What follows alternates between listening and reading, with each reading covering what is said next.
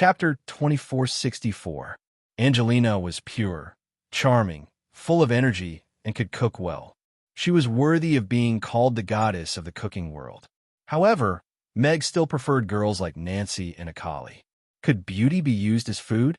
Rich women could. Meg did not have the ability to give each of his sisters a warm home, so keeping a distance from the girls was his last bit of gentleness. No time, no time, Meg coldly replied to Akali. He did not doubt that the McCarthy family would investigate him. If they found out that he had an ambiguous relationship with Akali, he would most likely be rejected. After all, the Dixon family and the McCarthy family had never been on good terms. This time, they had suffered a big setback because of the Horace incident. Meg was also wary of Akali. Although she acted like a fanatical young woman, it did not mean that she was a brainless woman. On the contrary, she was the smartest of the younger generation of the major tycoons in the underground city. Otherwise, how could she own one of the landmarks of Tucker City, the Twin Towers, at such a young age? Then he replied to Nancy with a short message. Okay. A certain degree of alienation was the secret to keeping a woman interested and curious about you. It was not a joke to lick until you had nothing in the end. For a proud daughter like Nancy, she had been pampered since she was young and had countless licking dogs around her. At this time, the faintly discernible sense of alienation was more attractive to her. After all, he was the one and only chef. How was your performance? Meg, and she walked out of the studio with a chuckle. It was amazing, she honestly said. She looked at Meg with a bit of scrutiny. She still could not figure out why Meg could be like a fish in water when it was his first time participating in a variety show. It could even be said that it was his first time coming into contact with the underground world. He could even stir up the entire underground world by himself. How's the Horace incident going? Meg asked telepathically. You know, this kind of thing doesn't progress too fast. Meg nodded thoughtfully. Even though Horace's case had caused a storm on the internet, the final result was still a result of a game between various parties. It had little to do with justice. Nancy asked me out for afternoon tea. After that, I plan to go out, Meg said. You're going to kill Fergus? She paused. I have no intention of challenging the transcendence of your buried city. Meg shook his head calmly. I just want to go shopping and buy some local specialties for my daughter and wife. She caught up with Meg and sternly said, I have to remind you again. According to the agreement, you can't bring anything from the underground city back to the Norland continent. Don't worry, I won't take your robots back. I'm just bringing them some beautiful handicrafts. Meg comforted. He actually rejected me again. Akali, sitting on the sofa, saw Meg's short reply, and her teeth itched with anger. In the underground city, there had never been a man who had rejected her again and again. He didn't even bother to write a reason. Miss, the explosive white water beef meatballs you wanted. The secretary excitedly walked over with an incubator in her hand. Let me try it and see if I can forgive him. Akali sat up. The secretary opened the incubator and the rich fragrance of beef wafted out. Although she had been watching the show on the sofa and hadn't stopped eating snacks, Akali couldn't help swallowing her saliva when she smelled this fragrance. There were 5 meatballs in the crystal bowl, which were round and smooth. Akali picked up a spoon and scooped up a meatball. She gently blew on it before putting it into her mouth. She bit down on it in one go.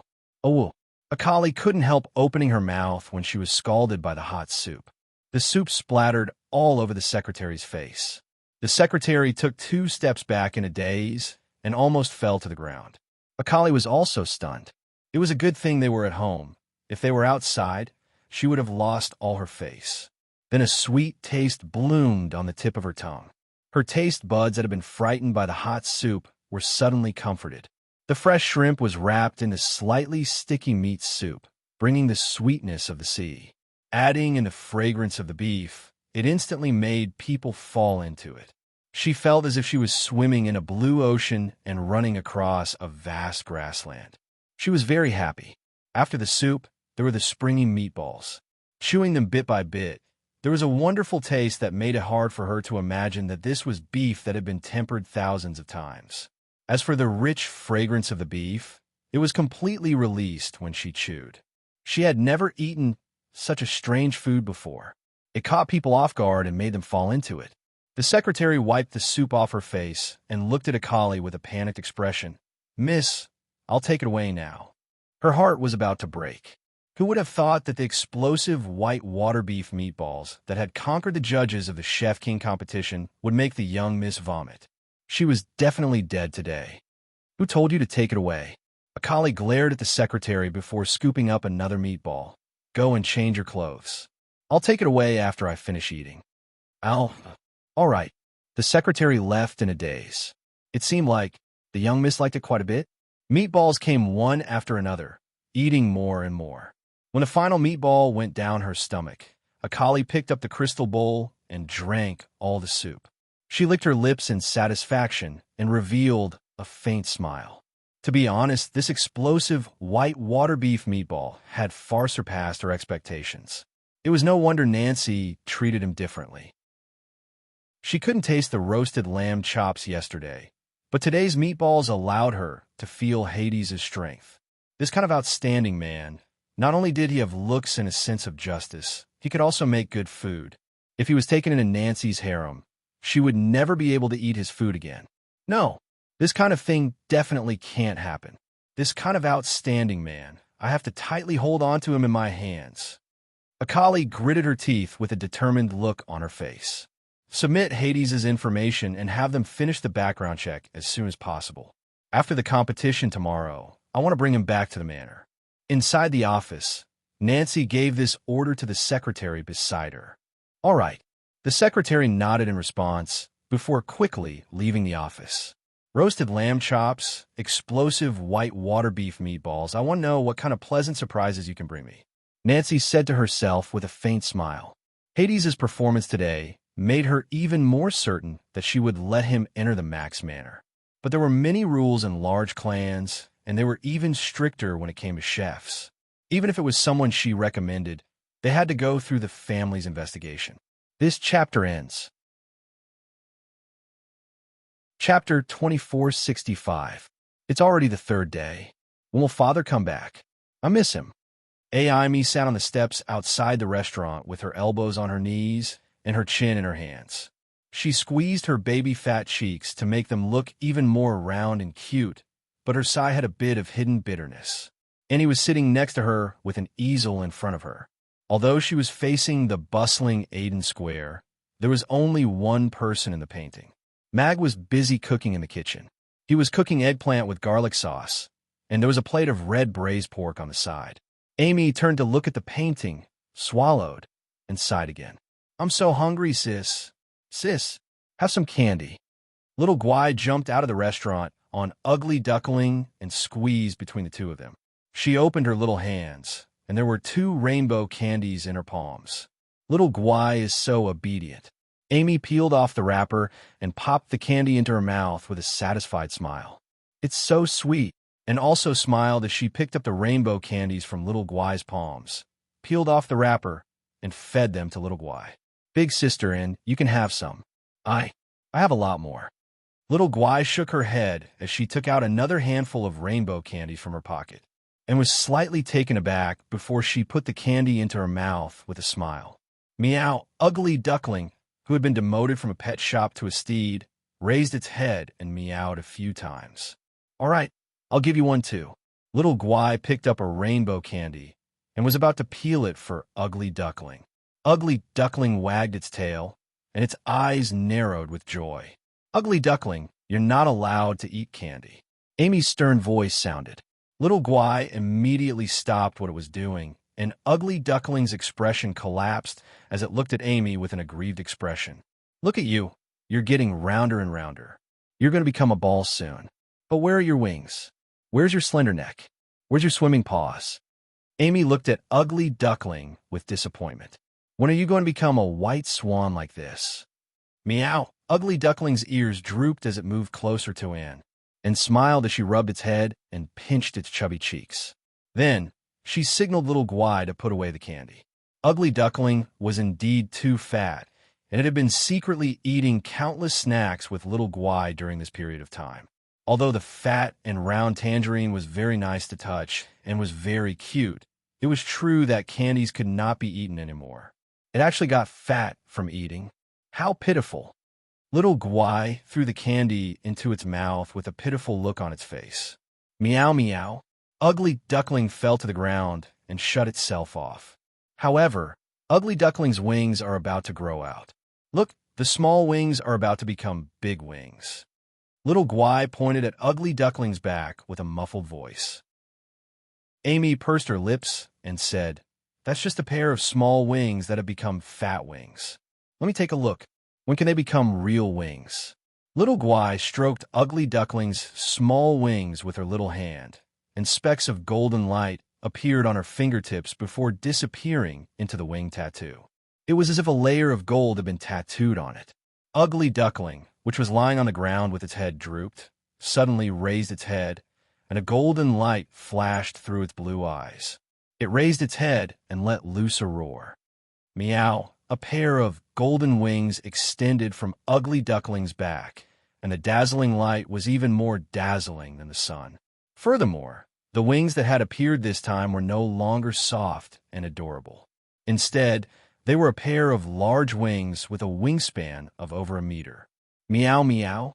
Ugly Duckling turned to look at its wings with a dumbstruck expression and was at a complete loss.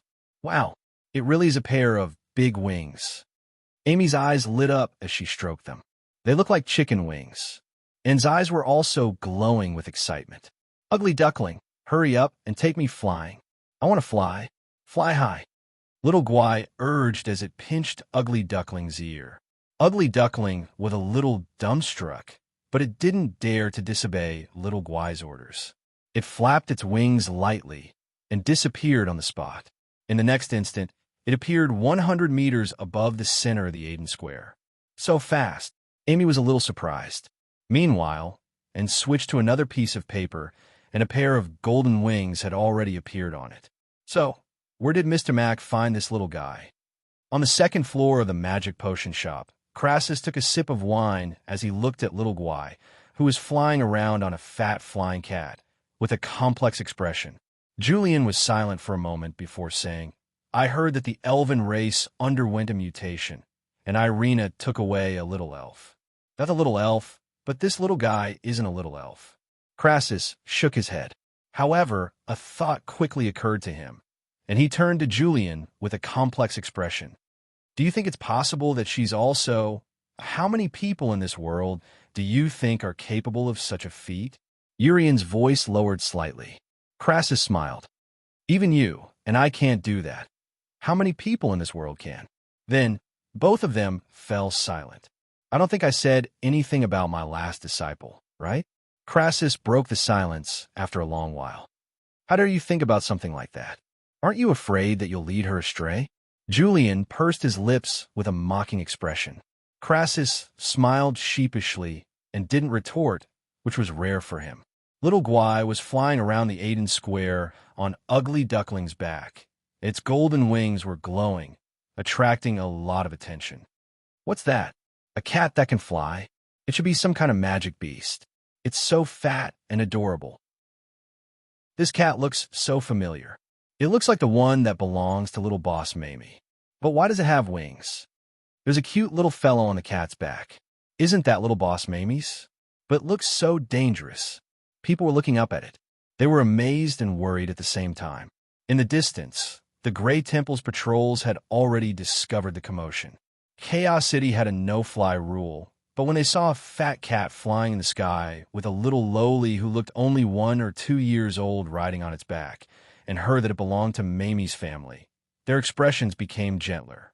Gina walked out of the ice cream shop when she heard the news.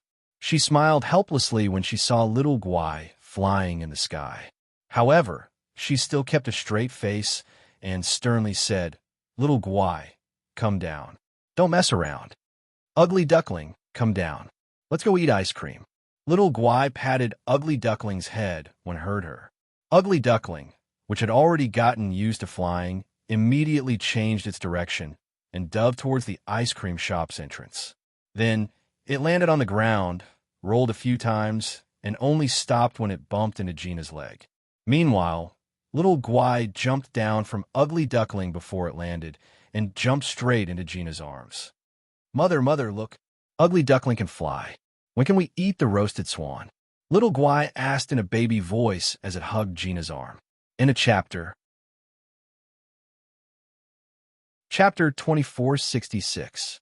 Since Meg wasn't around, Mamie's put up a notice to close for a week straight away.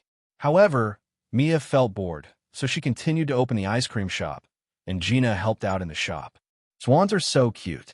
How can they be roasted and eaten? Gina smiled as she reached out to scratch Little Guy's nose. Then, she looked at Ugly Duckling, which was squatting on the ground and had already retracted its wings. Its golden wings had already disappeared and turned into a mark on its back. Compared to its originally dim color, it seemed to have a layer of gold lining, and it looked rather impressive. Don't fly around on Ugly Duckling in the future, especially during the day. You'll be caught, Gina instructed Little Guy with a serious expression. Oh, Little Guy nodded obediently and didn't forget to make a face at Ugly Duckling. Your Highness, Little Mistress drank some fruit juice and has fallen asleep, Phyllis said with a sense of relief as she walked into Irina's office. It's been hard on you, Irina said as she looked at Phyllis, who had obviously lost a lot of weight over the past few days and even had 2 obvious dark circles under her eyes. Over the past few days, she finally understood how hard it was for Meg to raise Amy alone, because she saw how hard it was for Phyllis with her own eyes. A small baby wouldn't do things according to your wishes at all. It's okay. I'm fine. Phyllis smiled, but couldn't hide her fatigue. Drink this glass of water and have a good sleep. Today, you just have to hand the child over to Ashley. Irina picked up a glass of water beside her and dripped a drop of milk of life into it. The rich scent of life instantly filled the entire office. Just a whiff of it was enough to make one feel refreshed. Phyllis took the glass of water and drank it in one gulp. Then, she looked at Irina with a serious expression and said, Your Highness, I really only need to have a good sleep in the future. I don't need something as precious as the milk of life. This was the milk of life that could save lives. Now that the tree of life was gone, every drop of the milk of life that the princess had was gone, she felt very embarrassed to waste it on her. Idiot, you've already reached the bottleneck. Go back and take a nap. When you wake up, try to break through the bottleneck and see if you can break through the threshold of level 7, Irina said as she gave her a chestnut. Oh, Phyllis covered her forehead and left. She was still a little confused. She was just taking care of the baby. How did she reach a bottleneck? Closing the office door, Irina sat at the desk in a daze and whispered to herself, I don't know if he's doing well over there. It's still a bit reckless to go down alone. Moreover, that thing seems to have appeared again recently. I have to make a trip to Abyssal Island to take a look. Meg and Nancy had afternoon tea. The atmosphere was relaxed, just like 2 friends. Nancy seemed to be quite interested in his experience, so Meg had to make up a cliché story about an inspirational young man who kept innovating. However, she seemed to be very satisfied with the story. By the end of afternoon tea, her favorability towards him had increased by 2 points. System, if this goes on, do you think she'll fall in love with me? Meg came out of the coffee shop on the top floor with a strange expression. Based on the current analysis, this possibility is extremely low, the system replied. Meg pursed his lips and did not refute. He could actually feel that Nancy's emotions towards him were more of a kind of appreciation. It was the appreciation of a superior person toward a rival artist, more or less with a sense of condescension.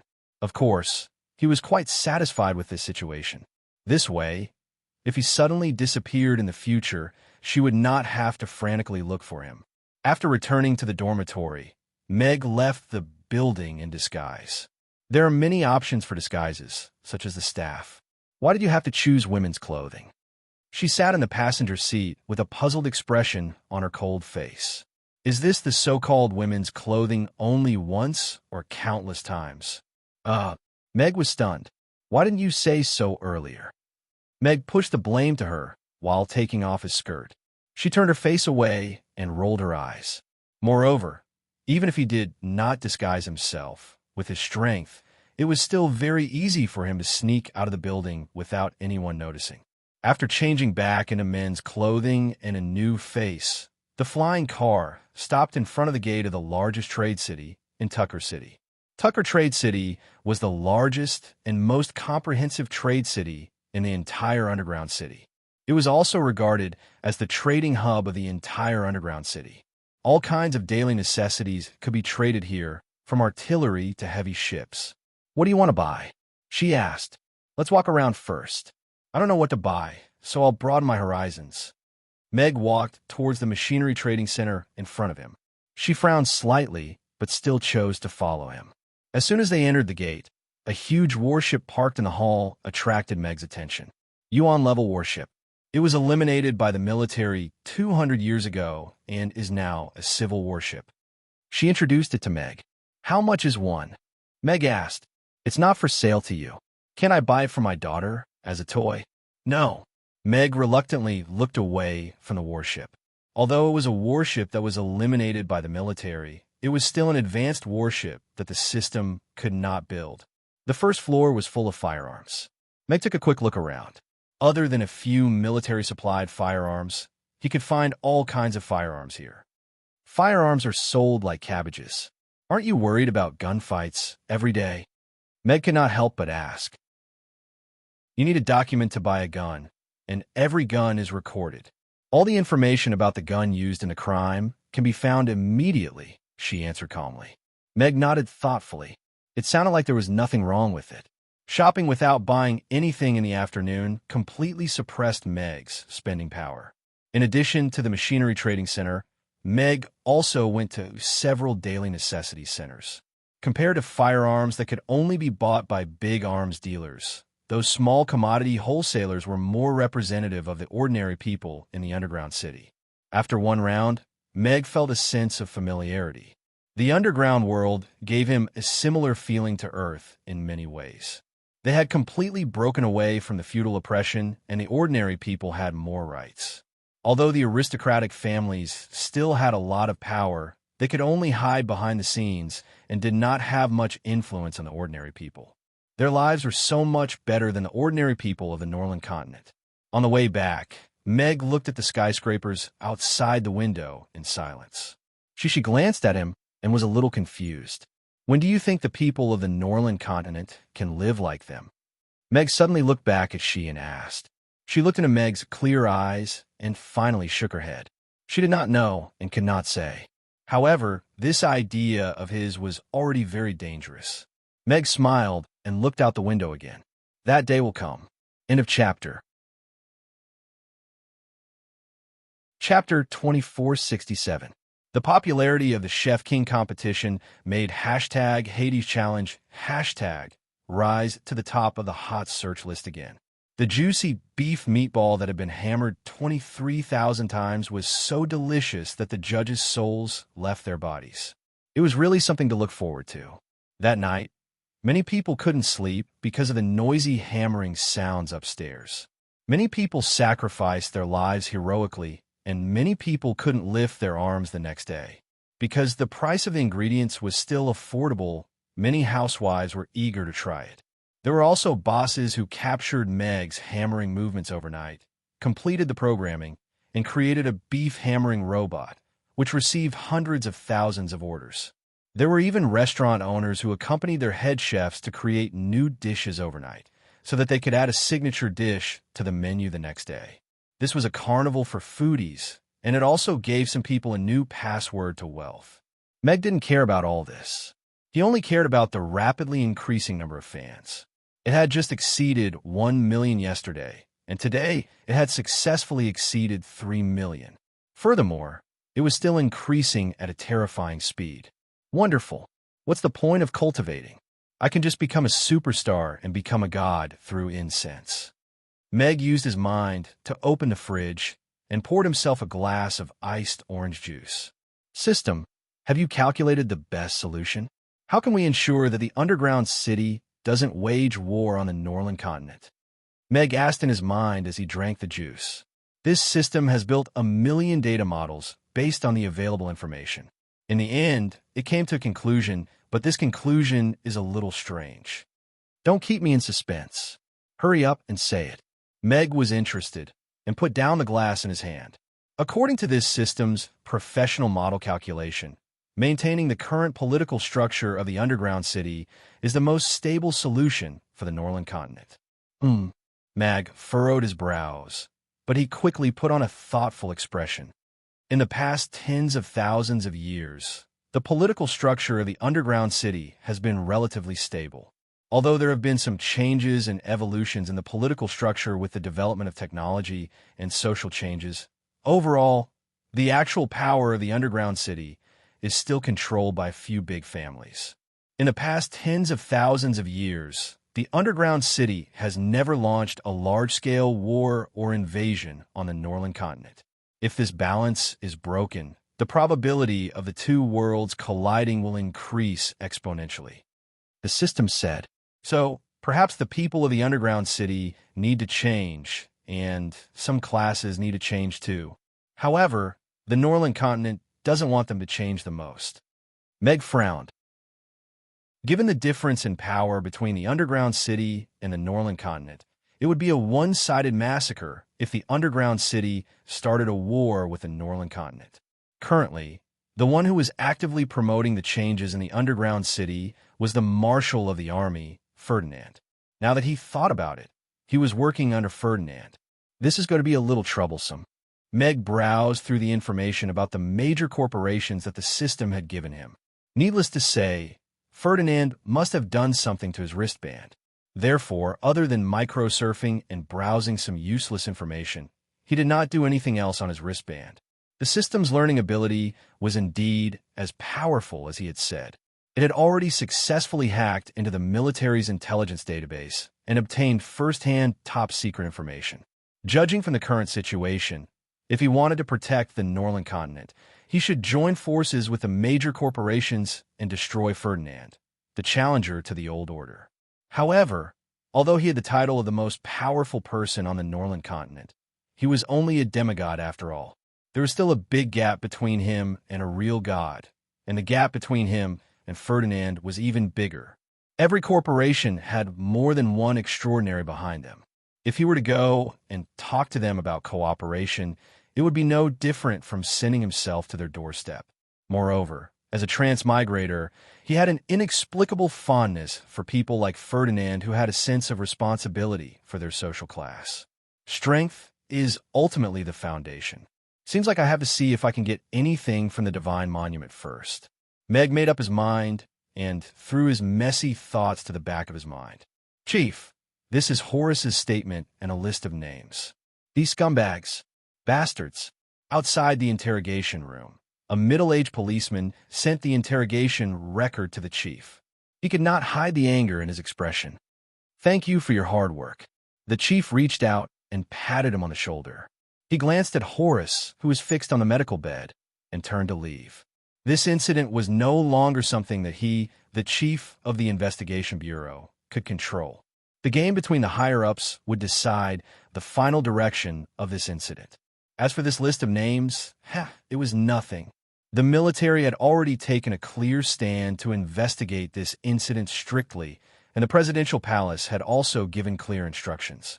The Dixon family was very powerful, and the few corporations they were on good terms with had also started to exert their power, including the few celebrities who had self-destructed in the past 2 days. They were all just trying to divert attention and reduce the traffic of this incident. Of course, those few were not good people, either. It was just that it was a pity that they had gone from canaries to abandoned pawns, and a superstar of a generation had been sent to jail. If that judge who had no clue could sentence Fergus to death, the problem would be much simpler. After all, that person was arrogant and ruthless, and was not influenced by the various powers. He had no qualms about causing trouble. Big sister, very soon, I will be able to avenge you. I will definitely make that fellow pay with his life. In a dim room, a young girl squatted in the corner and bit her lip. A trace of blood flowed from the corner of her mouth. These 2 days, the microblogs were especially lively. Following Horace's fall from grace, from the godfather of movies to a rapist, the entertainment industry was like a domino effect. 8 A-list celebrities were exposed for their various crimes. The once glamorous stars had become bloody and cruel murderers and rapists, which made the onlookers' worldview explode one after another. More and more victims were speaking out, testifying against the filthy actions of those beasts. It was like a different world's version of the successive news, each more bizarre than the last, caused the popularity of Horace's incident to drop significantly. Even Fergus was gradually mentioned less and less, and disappeared from the search rankings. Meg woke up early in the morning and glanced at the microblogs. The people who had been exposed were all cannon fodder. No matter how glamorous a celebrity was, they were nothing more than pawns in the hands of the corporations. This moment could be said to be a true portrayal of this. Then let me add fuel to the fire. Meg searched for Fergus and found an article with the sister of the victim in the Fergus incident as the first person. After confirming the content, he forwarded the microblog with the attached text. Some people should not be forgotten, and criminals are no exception. In a chapter. Chapter 2468. Thanks to Meg's series of tricks, the Chef King competition gained a lot of attention on the internet. It was locked in as the most popular variety show of the year in advance. Meg, as the cause of Horace's incident and the dark horse that had successfully advanced to the finals, had also become the focus of attention on the internet. As soon as this tweet was posted, it immediately caused an uproar on the internet. Brother Justice YYYDS. That's why I fell in love with this man. Justice is yet to arrive. Isn't that an absence? Is this a direct confrontation with the Dixon family? Sigma. Degree winky face. In just a few minutes, the number of comments in the comment section had exceeded 10,000. Horace's incident had shaken the entertainment industry. More than 10 A-list celebrities had been exposed in scandals, and the public was jumping up and down in excitement. As a descendant of the Dixon family, Fergus received a lot of attention after Horace exposed that he had participated in the torture and murder of underage girls. However, as more and more strange news broke out in the entertainment industry, it successfully diverted the attention of the public, causing the popularity of this incident to drop again and again. It was already very difficult to see any relevant trending posts. On the eve of the highly anticipated final of the King of Chefs tournament, Hades, the most popular contestant, forwarded a tweet related to the Fergus incident. Soon, #FergusMurderCase was pushed to the top of the hot search list. The Horace incident was triggered by Hades, and he was also known as Brother Justice. However, after that tweet, Hades did not post any other news.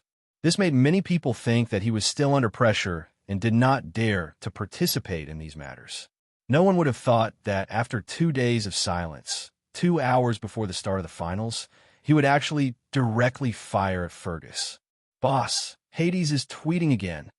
Lucian, who was not fully awake yet, picked up Amos' call and heard his helpless and angry voice. What did he send? Lucian sat up in bed when he heard the name. It's Fergus this time. Amos' voice sounded bitter. This guy. Lucian had already seen Hades' latest tweet. When he saw those words, he was both angry and amused. The suicidal self-destruction of the A-list celebrities in the entertainment industry had finally managed to reduce the popularity of Fergus. However, Hades' tweet had once again pushed Fergus's incident to the top of the trending list, causing all of the Dixon family's efforts to go to waste. Who knew what expression the patriarch of the Dixon family would have when he woke up and saw this news? The presidential palace and the military had already expressed their stance, so the pressure on him had lessened a lot. As long as he was impartial on the surface, there would be nothing for him to do. However, Fergus's ending was supposed to be decided after the competition between the various parties. Now that Hades had brought his popularity back up, things were different. Do we need to do anything now? Amos asked. Lucian stared at the screen in silence for a while, then shook his head and said, Don't do anything. This is an account protected by the military. Are you going to block it? The final of the Chef King competition was about to begin. Hades had posted this tweet at such a sensitive time. He wondered if the McCarthy family had instructed him to do so. Sitting on a mountain and watching the Tigers fight was obviously the best plan. Okay, then I'll deal with the 2 directors first, Amos said tiredly. Thank you for your hard work. After this incident, I'll give you a vacation. Take your family and children to have fun for a few days, Lucian said, and hung up the phone. Sitting by the bed, Lucian looked at Hades' account in silence for a long time. It seems that Nancy has extended an olive branch to him. Lucian shook his head. However, can the McCarthy family really protect him for a lifetime? The Dixon family is not to be trifled with. Young people are so impulsive. This kid is still trying to increase the popularity of the show at this critical moment. It's so high that I'm a little scared. After director Johnny was woken up by his assistant, he smiled bitterly when he saw the top 3 posts on the trending list. The biggest beneficiary of Horace's incident was obviously the Chef King competition. The variety show, which had gradually declined, was revitalized. It even broke the broadcast record in the semifinals. Hades could be said to be the biggest contributor. No one could compare to him. However, the popularity of the show was high enough. Today's final was very likely to set a new record. At this critical moment, Hades actually went to stir up Fergus's momentum again.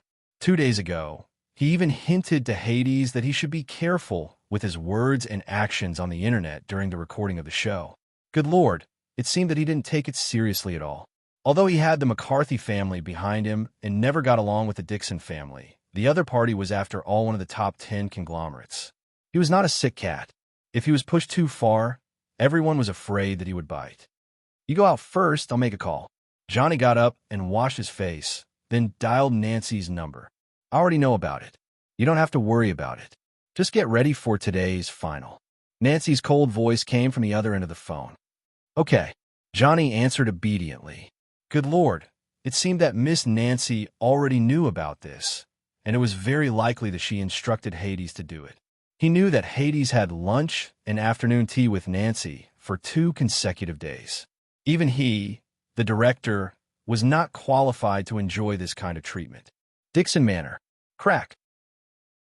The exquisite crystal bowl exploded into countless pieces on the marble floor.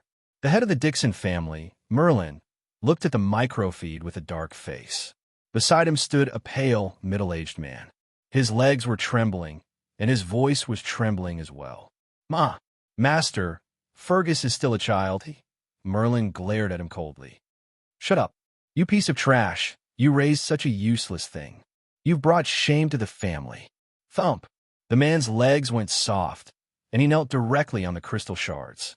Merlin retracted his disgusted gaze from the man's hand and turned his head slightly. This guy, I want him dead in 3 days. In the shadow behind him, the space distorted slightly, and a low voice replied, Okay. Many people might have forgotten how the Dixon family started out. Merlin sneered. Angelina, who had just finished washing up, looked at Hades' microfeed with an agitated and worried expression. Horace's incident might have been a coincidence, but Hades' microfeed this morning was tantamount to a declaration of war against the Dixon family. Was it worth it to offend a terrifying conglomerate for a stranger? End of chapter. Chapter 2469. Meg didn't care if it was worth it or not. Anyway, he wouldn't be able to use this alias for more than a few days. It was just a pity that he would lose these 20 million fans. One had to know that these were all true fans. How could such a rare item appear on his body? He gained so many fans just by cooking. He increased the fans' fondness and stickiness with his character and persona. He did everything according to his own preferences. If he didn't like it, then he would face it head on. He didn't care if he was a tycoon or not. If they really got into a fight, he would just run. Was being a tycoon a big deal? If they really got into a fight, Ferdinand would definitely let him get away. Meg's current goal was to complete the first mission as soon as possible. Then he would go and comprehend the stone tablet and confirm if the legendary divine tablet was effective for him. As for rescuing the people of the underground city from the abyss of suffering and making their surfing life more colorful after meals, he would leave it to the other heroes of the underground city. As the representative of the Norland continent, his butt couldn't be crooked. He woke up, washed up, had breakfast, and then went to the dressing room to do his makeup to prepare for the official finals. Meg almost didn't communicate with the staff during the whole process to avoid causing trouble for them in the future. He thought that Johnny would come and talk to him, but he didn't see him until he was done with his makeup and was ready to go on stage. This made Mag's impression of Nancy improve a little. This maiden's values and facial features were really as upright as hers. The Chef King finals and Horace's trial made Hades's post very popular. Even if two A-list celebrities were exposed early in the morning, it couldn't suppress the popularity of this incident at all. On the other side, the Chef King finals were also in the 3-minute countdown. Meg entered the familiar arena under the guidance of the staff. There were only 2 desks left on the stage today. The judges were already in place. As soon as he entered, everyone's gazes fell on him. There was a complicated look in their eyes. Nancy, however, smiled and nodded at him. Meg returned a smile and then quickly went on stage to his own desks. The outcome of today's competition was no longer important to him. After the competition, he would follow Nancy to the McCarthy family. However, out of respect for his opponents in the audience, he would still try his best to serve a dish that would make everyone's eyes light up. Angelina then walked out of the contestant tunnel. Today, she was wearing a moon-white chef's uniform. Her makeup seemed to be a little thicker than a few days ago, but it still couldn't hide the exhaustion on her face. Her eyes, in particular, were bloodshot as if she hadn't rested well. "What's wrong with Angelina?" Johnny got up and looked at Angelina. It was terrible for her to appear on screen like this. "I was too excited about the finals today, so I didn't sleep well last night," said Angelina apologetically. "Hurry up and get a bottle of Vitality water to adjust her condition. Makeup artist, choose a pair of contact lenses for her to wear. Her eyes need to look more spirited." Johnny hurriedly instructed. The staff busied themselves, and Angelina looked radiant again, at least on the surface. Angelina stepped onto the stage and stood in front of the console beside Meg, smiling at him. Meg nodded slightly. This girl didn't look like someone who couldn't sleep because of the finals. How'd she end up like this? Then, he noticed that Angelina's favorability towards him was 96. Fuck, was she lovesick? Meg was shocked. This favorability was too exaggerated. It was probably difficult for couples to reach such a level when they were in love. But he didn't do anything, did he? He even gave her the cold shoulder. Why did her favorability towards him increase overnight? Could it be she was a masochist? Meg felt a little headache. He didn't want a girl to fall too deeply in love with this fake appearance. Okay, everyone get ready. The countdown to the live broadcast begins. 10. Johnson's voice rang out, and the judges and contestants at the scene immediately got into the zone. At this time, 1 billion people had poured into the live broadcast of the finals of the Chef King competition. Hades's post in the morning had brought a lot of attention to the Chef King tournament. Hades, YYDS. He's the one who posted the tweet, but why am I more scared than him? Bro, put the public chat on the protection. If something happened to him, it must be the Dixon family. I just want to know what kind of surprises Hades will bring us today. The comments flooded the screen crazily. The countdown ended and the live broadcast began. As usual, the host introduced the judges and the 2 contestants at the scene. Hades, who had infinite possibilities, versus Angelina, who was bold and imaginative. This battle was full of uncertainty and could be said to be very interesting. The rules of the finals had been changed compared to the semifinals. There were no restrictions on the ingredients that the contestants could use. In other words, as long as the ingredients could be found in the dungeon, the contestants could make a request. This included ingredients that were worth tens of millions of copper coins. With the rich and overbearing temperament of a Chef King competition, they were absolutely full of confidence to play like this in the finals. So when the host announced the rules of the competition, the audience couldn't help but start to look forward to whether the ingredients that only existed in legends would appear in the competition. Unlimited ingredients. It's worthy of the Chef King competition. I want to see the frozen golden lobster. It's a top ingredient from thousands of years ago. There are only 12 of them in the entire dungeon, and the auction price is over 100 million. I want to see the deep-sea crescent fish. The last time it appeared was 500 years ago, right? The audience discussed enthusiastically, while Meg and Angelina had already begun to write down the ingredients they needed on the tablet. The ingredients that Angelina chose were reasonable and the price was moderate. The most expensive one was a deep-sea ice blue coral, which was worth $2 million, but it was far from the top ingredients that the audience expected, which somewhat disappointed the audience. However, this was Angelina's style. She used a bunch of strange ingredients to combine them into an imaginative delicacy that amazed everyone. Meg looked at the tablet and fell in a deep thought. The audience didn't have much expectation for the ingredients he chose. After all, he chose extremely ordinary ingredients in the previous 2 rounds. Turning something rotten into something magical was a very important reason why Meg was so popular with the audience. Meg was indeed thinking, but he was also communicating with the system. System, have you found a high-quality substitute for pork loin? Just make it more expensive, don't save the money.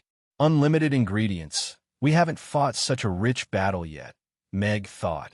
In the cave of the Heart of Darkness in the north of the dungeon, there is a dragon-like major monster called Medusa. Her kidney tastes excellent, and the taste and texture completely meet the host's requirements as a replacement for pork loin. The system quickly replied. What about the price? What's the price? Medusa has level 10 strength when it reaches adulthood. It's proficient in illusions and has a strong toxicity. It hides in the intersecting caves of the Heart of Darkness and is extremely difficult to kill, let alone capture. Now, the only living Medusa in Tucker City is auctioned for $300 million, and it's in the hands of the McCarthy family. That's it then. Meg's mouth curled up slightly, and he wrote a line of words on the tablet. Let me tell you that this book will end in August. Recently, I've been preparing to wrap it up. I've thought a lot and overturned a lot of things, but I've roughly figured it out. I've been in a very bad state recently, so I'd like to apologize to everyone here. In a chapter. Chapter 2470. A Fresh Medusa's Kidney. The judges' expressions became very interesting when they saw the ingredients that Mag had chosen. It was not unusual to use a level 10 magical beast as an ingredient in the top circle. But Medusa was too precious and extremely rare. Only 2 or 3 of the judges present had tasted it. Contestant Hades' choice of ingredients today is a little surprising. Medusa is an extremely precious ingredient, and I have only tasted it once. The taste is memorable, and the price is also unforgettable. David smiled and said, I just don't know what kind of dish contestant Hades is going to make with the snake kidney. Wow, it's a completely unexpected choice. Medusa is an extremely expensive ingredient. 3 months ago, a Medusa was auctioned at the auction house, and the price was as high as $300 million. Fuck, I can't believe I can see a meal worth $300 million. To be precise, it's just a Medusa's kidney, which is worth less than $300 million. But under the premise that it's fresh, a Medusa worth $300 million indeed needs to be slaughtered for its kidney. If I remember correctly, that Medusa was auctioned off by the McCarthy family 3 months ago. The audience's enthusiasm was also ignited. This level of ingredient was not something that the public could get their hands on. It could only be seen in this kind of competition. Johnny was also a little confused. The rules of today's competition were set by Miss Nancy. With the power of the McCarthy family and the influence of the Chef King competition, as long as it was an ingredient from the dungeon, it should be no problem to get it to the arena within 10 minutes. But now, Meg wanted a fresh Medusa's kidney. The assistant had just explained to him how rare it was. This kind of magical beast was extremely violent and ruthless. There were only a few adult Medusas that could be brought back to Tucker City alive. He had no confidence to get it in 10 minutes. But it was the show's boast. It was written down in front of more than 1 billion live viewers. It would be too embarrassing if he could not get it. Miss Nancy, we've checked. There's only one living Medusa that has been brought back to Tucker City this year. And it was bought by Miss Norma from your family 3 months ago. You see, Johnny sent a telepathic message to Nancy, choosing his words carefully and anxiously. Norma? Nancy frowned. After a few seconds of silence, she said, Leave this matter to me. The snake kidney will be sent to the show in 10 minutes. Thank you for your hard work, Johnny hurriedly said.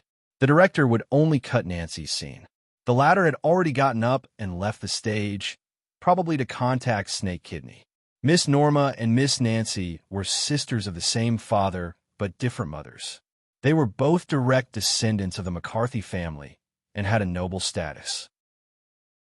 However, it was rumored that the relationship between the two of them was not very harmonious. Johnny was also a little worried. He did not know if Miss Nancy could successfully obtain the snake kidney from Norma. If she failed, he would have to think of a way to smooth things over. He was now regretting that he hadn't done a simple communication with the contestants before the competition. He should have at least given the contestants a range behind their backs.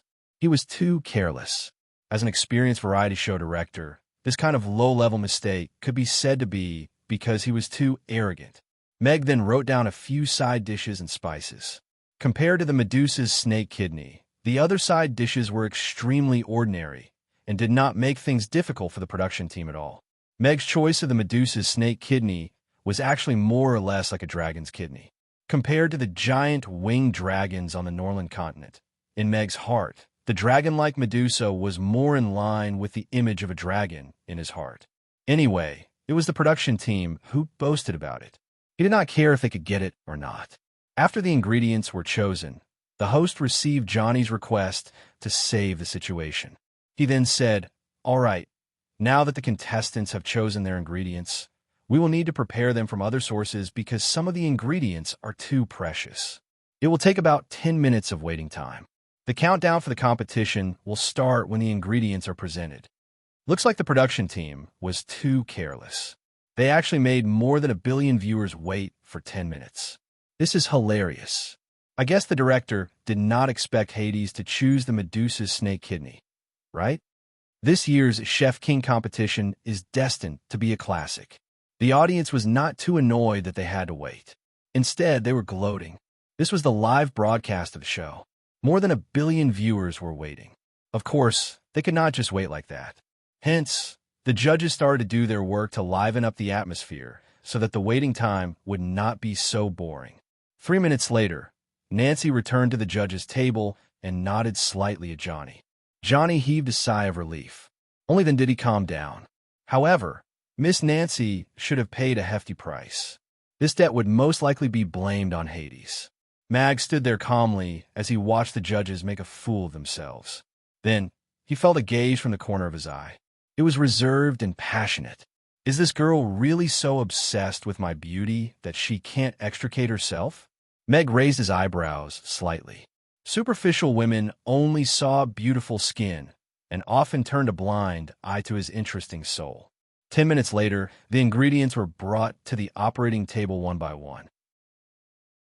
The ingredients that cost more than $100,000 had their own individual display screen, allowing the audience to see the true appearance of the precious ingredients. The finale was the Medusa's snake kidney. This snake kidney was as bright as a ruby. As soon as it was brought to the table, a faint fragrance wafted out. There were still some golden blood vessels inside the snake kidney. It seemed to still be flowing. It looked like it had just been slaughtered and brought to the table.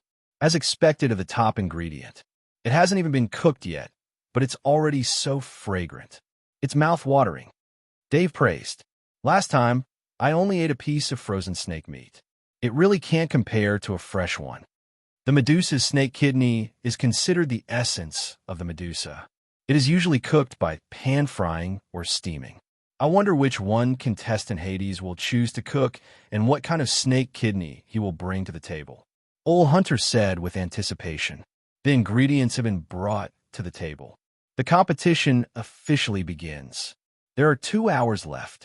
Contestants, please begin. The host announced the start of the competition. Mag carefully examined the snake kidney in front of him. It was indeed a top-notch ingredient. Even though it had just been slaughtered, it didn't have the slightest smell of blood. Instead, it had a faint aroma that made him want to take a bite out of it. The Medusa's snake kidney was the size of an adult's palm. It was equivalent to 6 or 7 pig kidneys. It was more than enough to make a spicy Medusa's snake kidney. Yes, in today's competition, he wanted to show the dungeon's citizens the charm of hype. Chapter 2471. Roasted pork loin was the dish Meg had prepared for the finals. But today, he had changed the pork loin into a snake loin. He wanted to make a roasted snake loin for the people of the underground city to broaden their horizons. Meg planned to finish it quickly today. The Medusa's loin was plump and tender, and it didn't have the slightest fishy smell. Instead, it had a unique fragrance, so there was no need to remove the fishy smell. This was also the attribute of a top-notch ingredient. It only needed simple cooking to release its hidden deliciousness. How to cut the plump snake loin was a skill. The snake loin was fatter than the pork loin, so Meg first sliced it into several equal pieces. He first cut it diagonally, then cut it straight in the opposite direction. His speed was slow and delicate, and it was somewhat instructive. The flour cutting knife was used to make the snake loin more flavorful, and also to make the finished product look better. After slowly cutting a few pieces, Meg began to speed up. The kitchen knife in his hand gently cut the snake loin like a dragonfly skimming the surface of the water. The incisions were clearly visible, but the snake loin didn't break. He was so fast that the human I couldn't follow. I thought this was slow work, but it turns out that he's trying to teach me. Have you learned it? Eyes, yes. Hands, I failed. It's okay. I'll be able to see it clearly as long as I slow it down 10 times. The audience was all praising Mag's knife skills. The slender snake loin was unbelievably obedient in his hands. Looking at the heavy kitchen knife, it displayed extremely delicate knife skills. It was a pleasure to watch. Contestant Hades' knife skills are definitely top-notch among the contestants in this year's competition.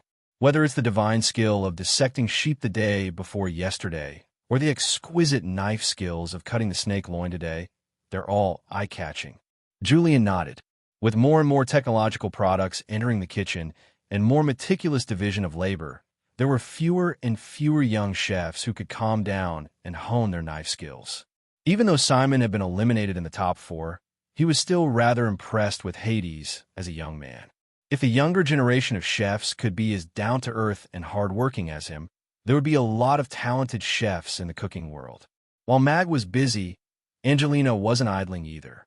She had carved an ice crystal snow lotus fruit into an ice crystal phoenix, and her exquisite carving skills were equally amazing. However, Angelina's selection of ingredients was a little messy, so it was still difficult to guess what dish she was going to make. The loin was cut into a plate and marinated at the side. Meg then began to heat the oil in the pan. The dish. The most important thing about stir-frying was the heat control. Under a big fire, a little bit more heat control would make it look overcooked, and a little bit less heat control would make it look undercooked. It was a test to the chef's skill. This snake kidney was so precious, and it was impossible to find a second one in Tucker City, so there was no room for mistakes. The poor kidney was put into the pot with hot oil. It first slid in the pot for 30 seconds, and then immediately came out of the pot to drain off the excess oil. Once again, he heated the oil in the wok and added in the spices until they were fragrant. Then, he added in the green and red peppers and other side dishes and stir-fried them until they were ready to be served. At this time, he poured the kidney into the wok and stir-fried it.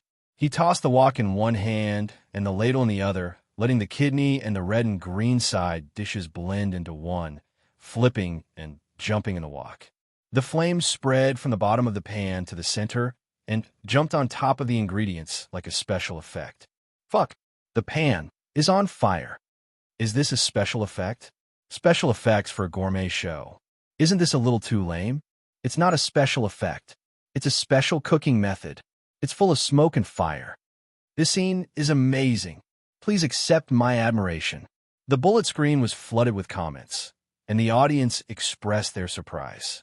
This magical way of cooking was really amazing. Generally, a fire in the pan is a mistake, but contestant Hades is calm as if everything is under control. Is this the special cooking technique he's going to show today? David was surprised. Using fire to add color to a dish is a relatively common method in the traditional cooking of the Crossy, but it's usually used in the process of frying and roasting meat as a finishing touch. It's the first time I've seen such a fierce fire in the pan.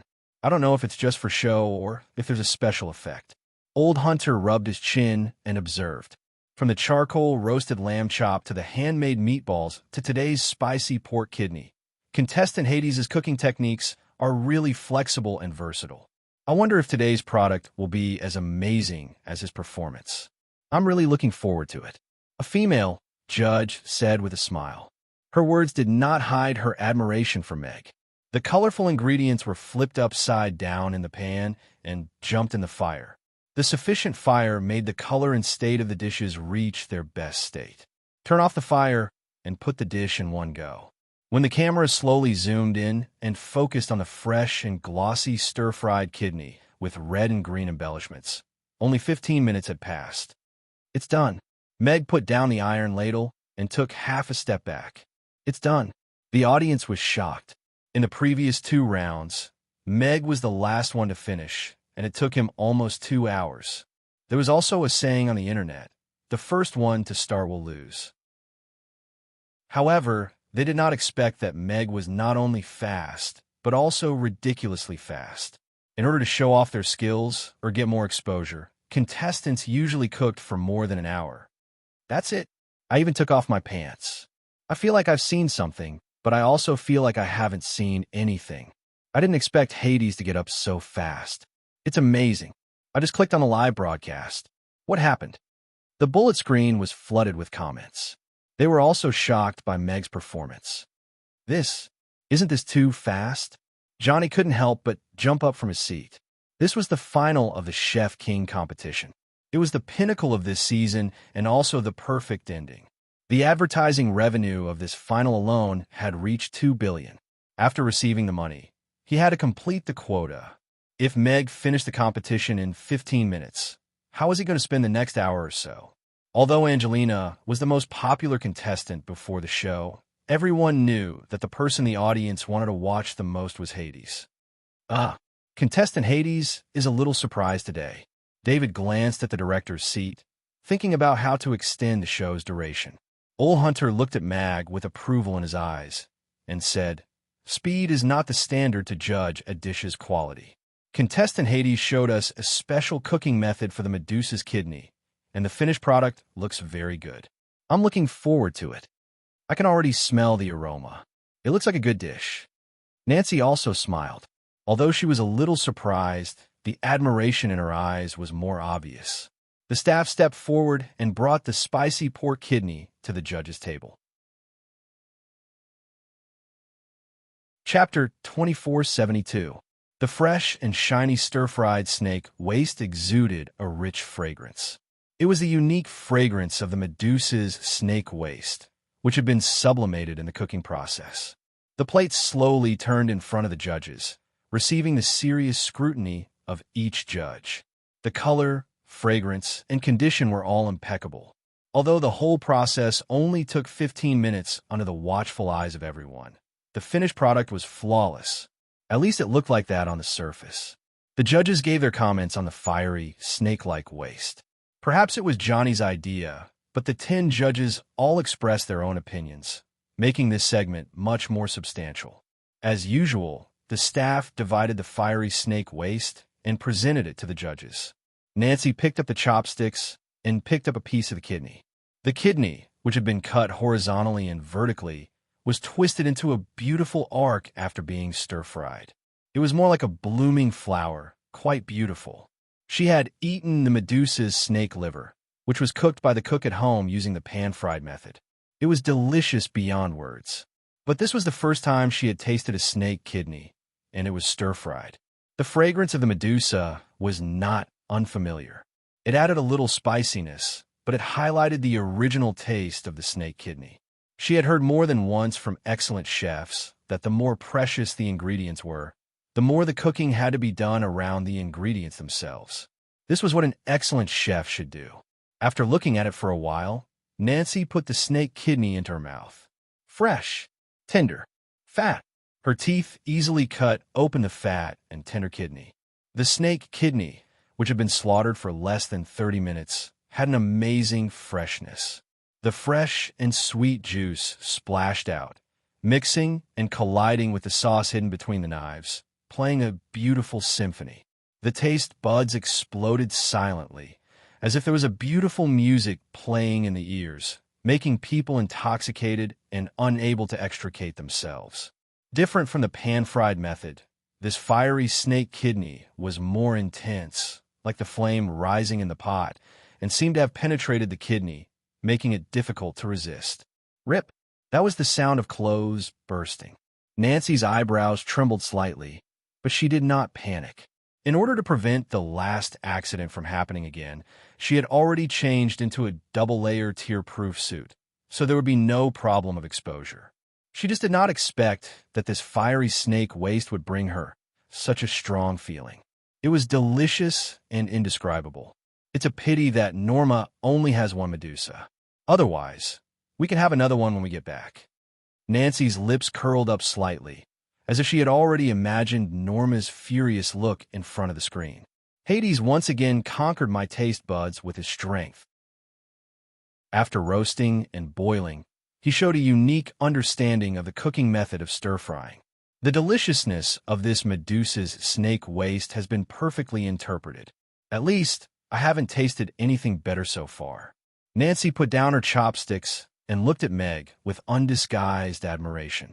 After speaking, she looked at the director and smiled. "Please give me a bowl of rice. Obviously, this is a side dish." "Arrange it," Johnny quickly said. Miss Nancy had always been cold and aloof on the show. Her interactions with the contestants were only a few sentences. On the other side, David also picked up a piece of snake kidney and put it into his mouth. The camera slowly zoomed in, focusing on his expression. From surprise to intoxication, that subtle change in expression was accurately captured. Rip! Then, 2 buttons on his shirt burst open, revealing his round beer belly. Amazing! This fiery snake kidney is amazing. David didn't care about his clothes at all. He exclaimed, "The tenderness of the snake waste has been perfectly preserved in the stir-frying. This is incredible. The snake waste's rich aroma has been perfectly interpreted under the stimulation of the spicy and salty taste. The creative knife has given the snake waste a sense of beauty and, at the same time, allowed the taste of the seasoning to penetrate evenly into the snake waste.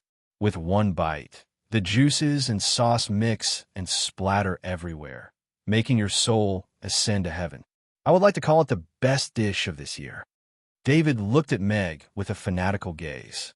He hadn't felt this strong feeling for many years, the awe and shock of food. But at this moment, he suddenly felt the same as when he first entered the industry. Back then, he hadn't seen much of the world. If he walked into a roadside restaurant, perhaps he would be moved by their signature dishes. The judges couldn't help but look at David. This fence-sitter's speech today was quite sincere. Contestant Hades' control and understanding of the fire is indeed at the level of a genius. Even though I've been a chef for hundreds of years, I'm still willing to call him an expert. Old Hunter put down his chopsticks, his face full of emotion. This kind of control must have been achieved through thousands of practice sessions. A young man like him has a bright future. It could be said that this fiery waste had completely conquered every judge present. Even some of the chefs among them had begun to think that they were not as good as Hades. In 3 consecutive matches, there were 3 completely different types of dishes. The depth of Hades' culinary skills and cooking skills shocked the judges. They didn't know where the program team had found such a monster. Letting him compete on the same stage as the young chefs was really a bit of a bully. Shocking. At the scene of the Chef King competition, a group of judges is licking a contestant's boots. Damn it, I'm hungry again, but I just ate. I would like to call Hades the best contestant in history. 1 dish in 15 minutes, stunning the whole audience. He is indeed Brother Justice. The audience was also boiling, and the bullet screen was crazily flooded. That's the guy who took my snake and made it into a dish. Damn it, damn it. In a detached villa in McCarthy Manor, in a pink bedroom, a girl in a JK uniform was squatting on the bed, gritting her teeth as she watched the live broadcast. "Nancy's going to bring you back. Humph. I'll definitely make you regret coming here." On the stage, Angelina glanced in the direction of Meg. Although Meg had received high praise from all the judges, she didn't look anxious at all. Instead, she looked a little happy. She carved many exquisite little things in her hands and gradually placed a picture of 100 beasts on a large plate. Although Meg's experience had attracted a lot of attention, Angelina's magical carving skills had also attracted a lot of attention from the audience. After the praises from the judges, the scoring segment began. As the 10-second countdown ended, Meg's score appeared on the big screen. Hades' score, judges' score, 90 online score, 10 total score, 100. Chapter 2473. Meg looked at the score on the big screen and was stunned for a moment. This was a bit exaggerated, wasn't it? He knew the online score in advance. These days, his popularity had allowed him to surpass Angelina and take first place in the competition. However, the judge's full score was a bit beyond his expectations. This also meant that he had become the champion of this year's Chef King competition in advance. Even if Angelina also got full marks from the judges, his score would never be full again. Hades, YYDS, the first person in the history of the Chef King competition to get full marks. I feel like I've witnessed history. Where did the program team find this monster? Why didn't I hear anything about him before? As the final score was confirmed, the whole internet was in an uproar. The bullet screen was flooded with comments, and the hashtag Hades final full score quickly climbed to the top of the hot search list. This topic made the live broadcast room's popularity soar again. Johnny thought that it would be difficult to maintain the popularity of the whole competition, but judging from the current straight-up popularity of the live broadcast room, it was very likely to set a record for the peak popularity of the live broadcast room. The judges all congratulated Mag for getting full marks and gave him another round of flattery. Everyone present was a veteran. Although Hades could only be regarded as a junior at his age, from Nancy's special attention to him and the strength he showed, he would definitely join McCarthy Manor after the competition. It was not an exaggeration to say that this was like a carp leaping over the Dragon's Gate. Meg responded politely and said to the audience, "It doesn't matter if you don't have snake kidneys at home. You can use pig kidneys as a substitute. Spicy pig kidneys are also a rare delicacy. In fact, I've always been making spicy pig kidneys before." From the expensive and extremely precious Medusa snake kidneys to the commonly seen pig kidneys in the market, this replacement was a little surprising, but it also helped Meg gain a wave of popularity from passersby. He didn't pretend to be high-end, just like his dishes were full of smoke and smoke. Hades clinched the championship with full marks, making the intense final lose its suspense. However, there was not much dejection on Angelina's face. She was still sculpting the work in her hands seriously. In this year's Chef King competition, Angelina had been a strong contender for the championship from the beginning to the end. Anyone who encountered Hades, who had appeared out of nowhere, could only return empty-handed. The old audience looked at her with some pity. It seems that Angelina is planning to sculpt 100 beasts. Her creativity is amazing, and she's so fast. She's already halfway done. David shifted the topic to Angelina. Angelina's carving skills and creativity are the best among the contestants this year. I didn't expect her to use pure carving to present her final work. Old Hunter stroked his chin and smiled. Maybe she'll slap me in the face. As the topic changed, Meg, as a finalist, also received a seat. He looked at Angelina with some doubts in his heart. This girl's strength was not bad. If he hadn't interfered, she would have been this year's Chef King. However, this was a cooking competition after all. If she completely gave up on cooking and focused on sculpting, what kind of operation would that be? Admit defeat in advance? Under the puzzled gaze of the crowd, Angelina completed her 100 beasts carving with great efficiency after half an hour. It was somewhat exaggerated to call it 100 beast carving, but more than 10 beautifully carved major monsters were distributed in a carefully created large sand table. The flowers, birds, and beasts were beautiful, like an exquisite piece of art. Angelina used her uncanny carving skills to transform the originally completely unmatched ingredients into a different kind of cute appearance. Oh my god, that fox is so cute. It's actually carved with a white jade radish. So are all chefs artists? You can't be a chef without some skills. The audience was full of praise for Angelina's performance. The judges' expressions were a little complicated.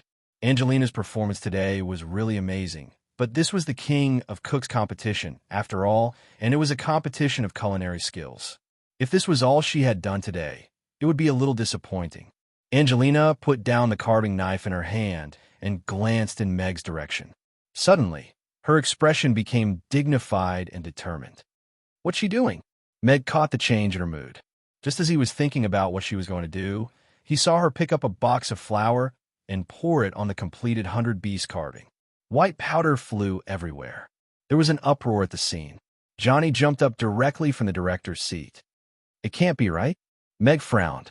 Could it be that she broke down on the spot because she couldn't accept the outcome of failure? But she didn't look like such a person.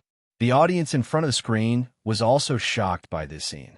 They widened their eyes and looked at the white powder that gradually dissipated. The image gradually became clear, and the sand table in front of Angelina reappeared in front of everyone's eyes.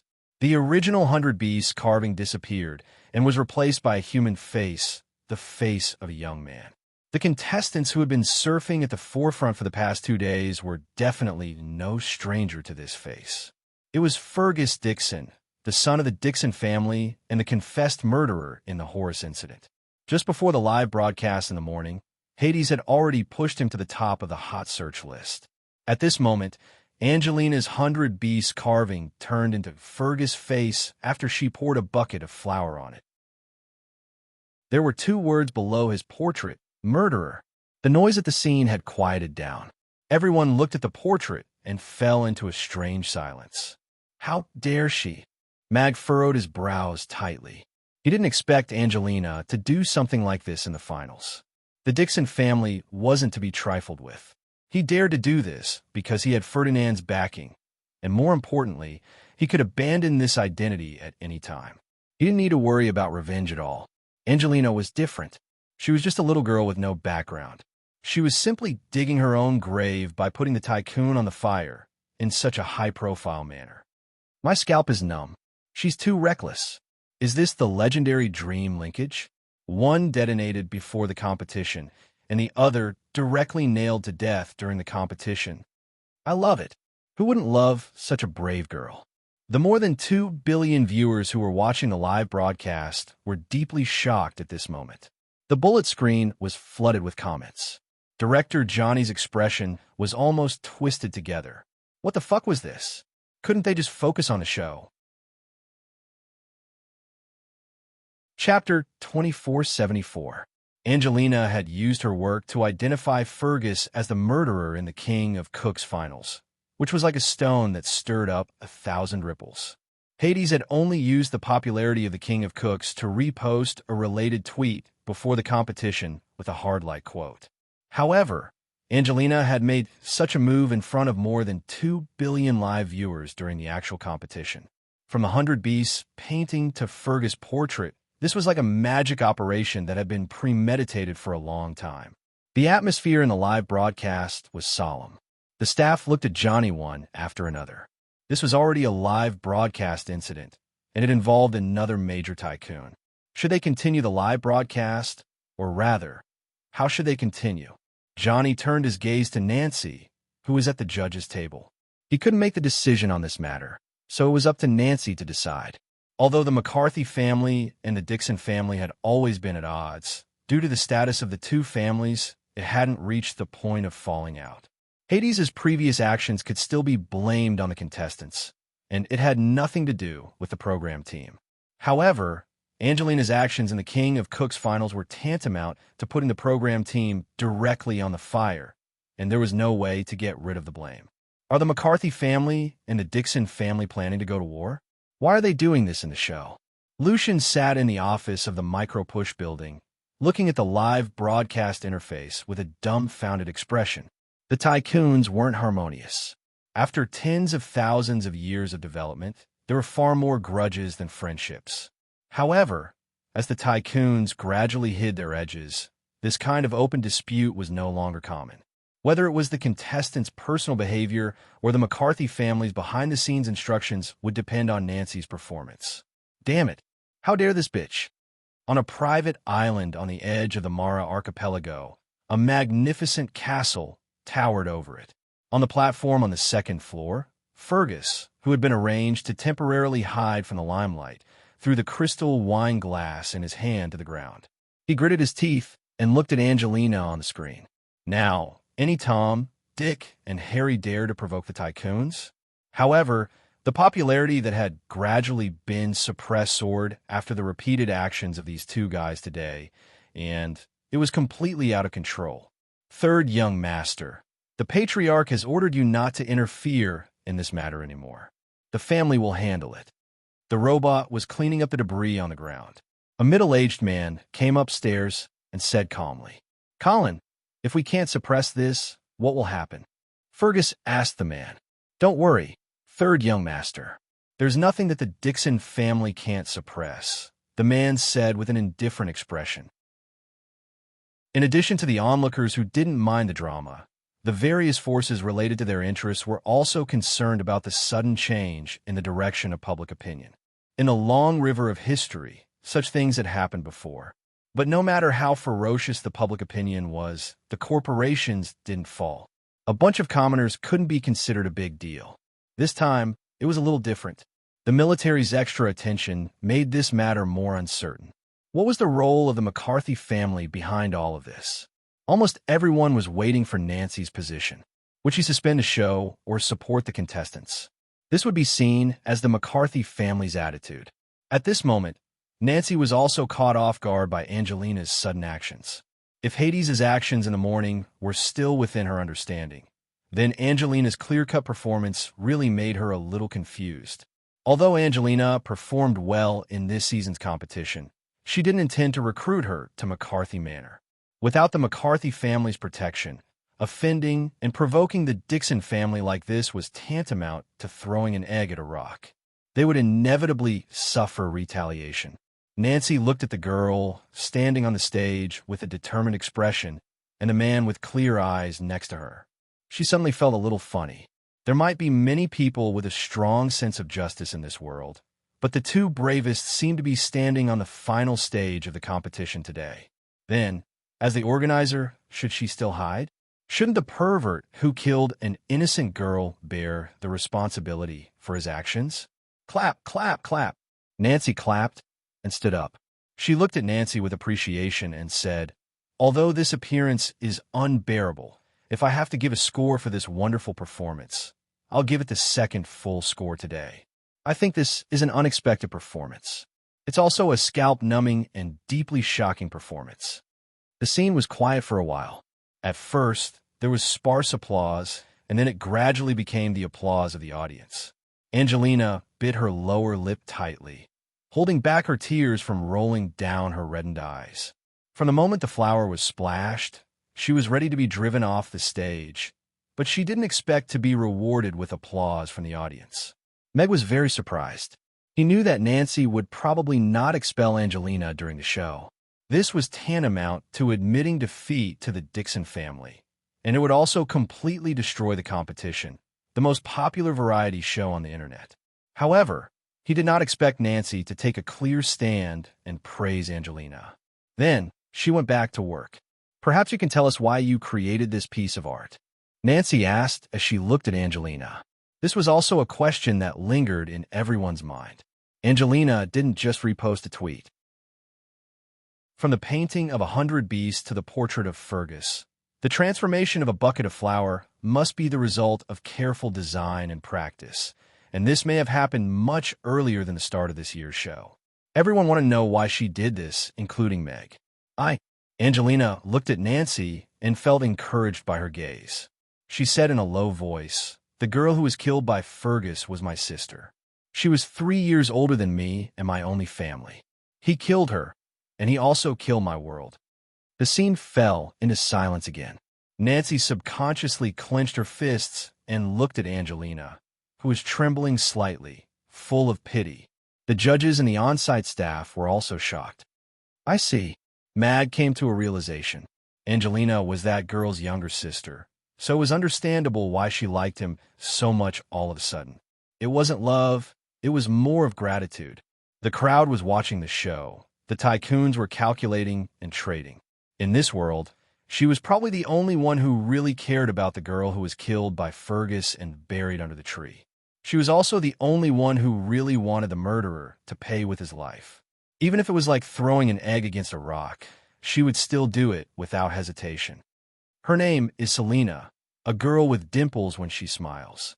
The day before her 18th birthday, she was invited to join Horace's crew in the name of acting a role. No one has seen her since. 2 days ago, Horace admitted that Fergus killed her and buried her under the tree. I want him to bear the consequences for what he did. Angelina's voice was a little low, but it was exceptionally firm. Chapter 2475. Angelina's confession was like a sudden clap of thunder. If it was said that the onlookers before were angry, they didn't have much empathy for the victim and couldn't resonate too strongly with him.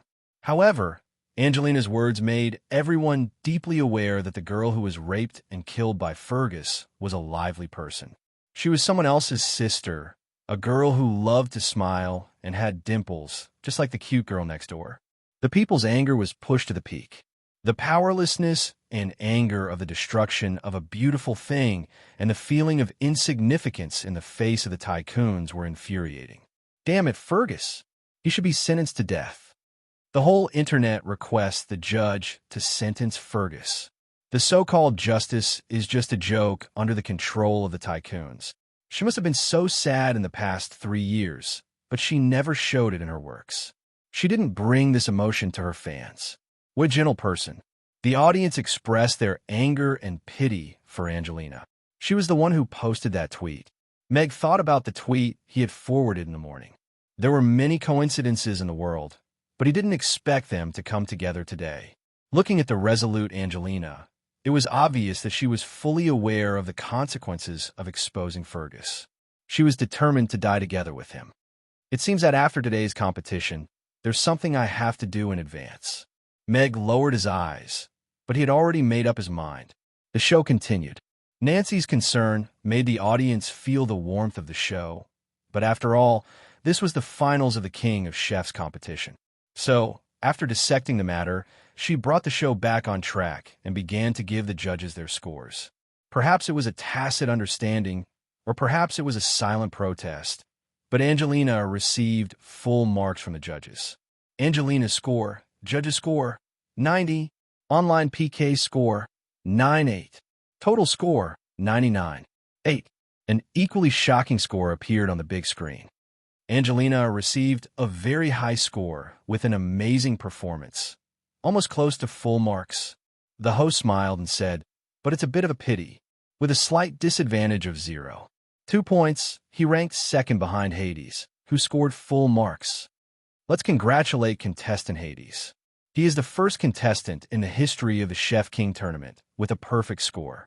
He is the champion of this year's Chef King tournament and is honored with the title of Chef King." The crowd burst into thunderous applause and petals flew in the air. Meg stood up with a smile. Under the guidance of the host, he came to the center of the stage and began to give his acceptance speech. Hashtag the Chef King finals accuses Fergus of murder. Hashtag Angelina is the sister of the victim of Fergus murder. Has hashtag Fergus been arrested? Hashtag Fergus go to jail. More than 10 hot searches appeared on Weibo's hot search list, causing a huge uproar among the public. It was even more popular than the Horace incident. The public opinion was fierce, and the angry crowd wanted nothing more than to drill through the net and kill Fergus on the spot. "Boss, the Dixon family's request." Amos connected to Lucian and said with some difficulty, "Tell them that there's nothing we can do about it." Lucian directly interrupted Amos's words and warned, "No matter who greets you, ignore them. This matter is no longer something we can participate in." "Okay, I'll reply to them right away," Amos replied. After hanging up, Lucian looked at the Weibo's back-end data and frowned. The number of edits related to Fergus had exceeded 100 million in 10 minutes, and the number of searches and views had exceeded 2 billion. After being the CEO of Weibo for so many years, this was the first time he had seen such a situation. He thought that the Horace incident would end after the Horace incident, but he didn't expect it to become a series of climax after climax. The trial of Horace, Hades, Fergus, and Angelina's accusation of Fergus in the finals. She even revealed the identity of the victim's sister. It was completely an inspirational script for a civilian girl's revenge. This time, the Dixon family had to pay the price for their arrogance. Even with their background, they had to lower their proud heads in the face of such turbulent public opinion. This girl is too pitiful. Fergus, that bastard, really deserves to die. On the top floor of the Twin Towers, a collie was sitting on the sofa, wiping her tears as she angrily said this. "Young miss, the third master wants to talk to you." The secretary quickly came in. "Just say that I'm sleeping and won't answer." A collie coldly said, "Yes." The secretary replied before quickly leaving. "At this time, you still want me to clear your precious son's name? He'd go to jail." A collie curled her lips. She opened her wristband and dialed a number. "I want to protect someone. The commission is 30 million. Family head, the influence of this matter is too big. There's also the McCarthy family's interference, and the Weibo side isn't willing to cooperate, so we can't suppress it anymore. Moreover, the anger has shifted from young Master Fergus to the Dixon family. There are already many proposals to boycott the Fergus family's products on the internet. They have received widespread support. We have to make a decision as soon as possible and minimize the influence of this matter on the Dixon family." A man who looked like a lawyer stood in front of Merlin and said this. Merlin's expression was serious, and the anger on his face was hard to hide. He said in a deep voice, "Send this person to the investigation department and report it on the internet. Have this matter end as soon as possible." Understood. The lawyer quickly turned to leave. "Tell him not to appear in Tucker City for 10 years. If he causes trouble again, I definitely won't let him off." Merlin ordered the housekeeper beside him. Very soon, the news of the Dixon family escorting Fergus to the investigation department appeared on the hot search list with a video attached. Hashtag Fergus surrenders. It directly reached the top of the hot search list. Following this, the Tucker City Investigation Department also released a tweet confirming that Fergus had turned himself in. The investigation had already begun, and the results would be announced as soon as possible.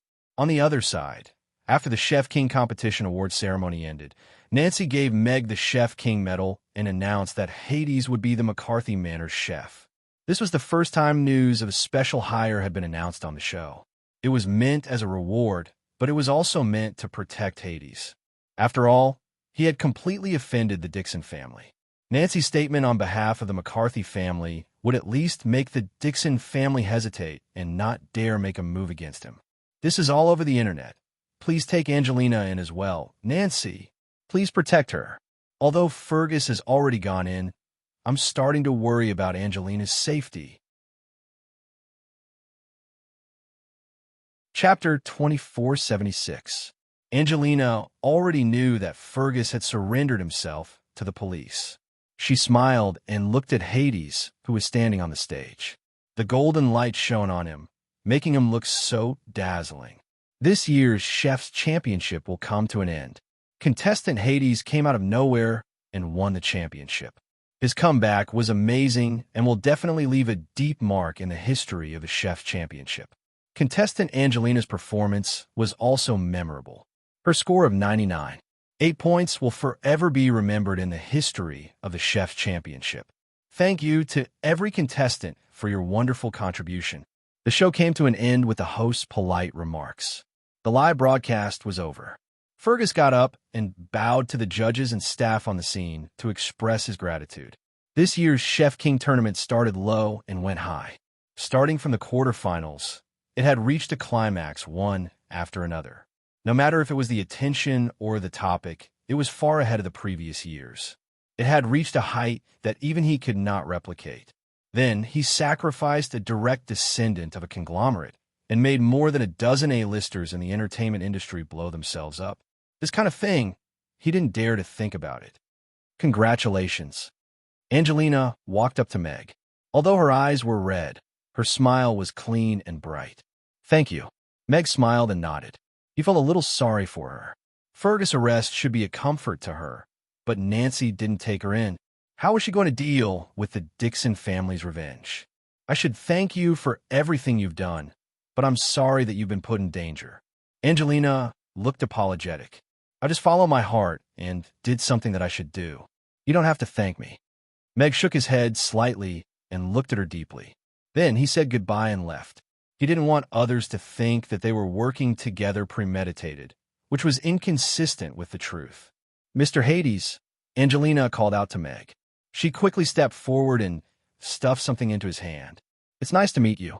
Maybe we won't meet again, but I'll always remember you, Angelina said seriously. Then she turned and walked away quickly with a red face. Meg watched her disappear at the door and walked out of the recording hall. He opened his hand and looked at the blue water droplet pendant lying quietly in his hand. It was a very ordinary crystal pendant, but it was clear and clean just like her. Who's going to protect her now?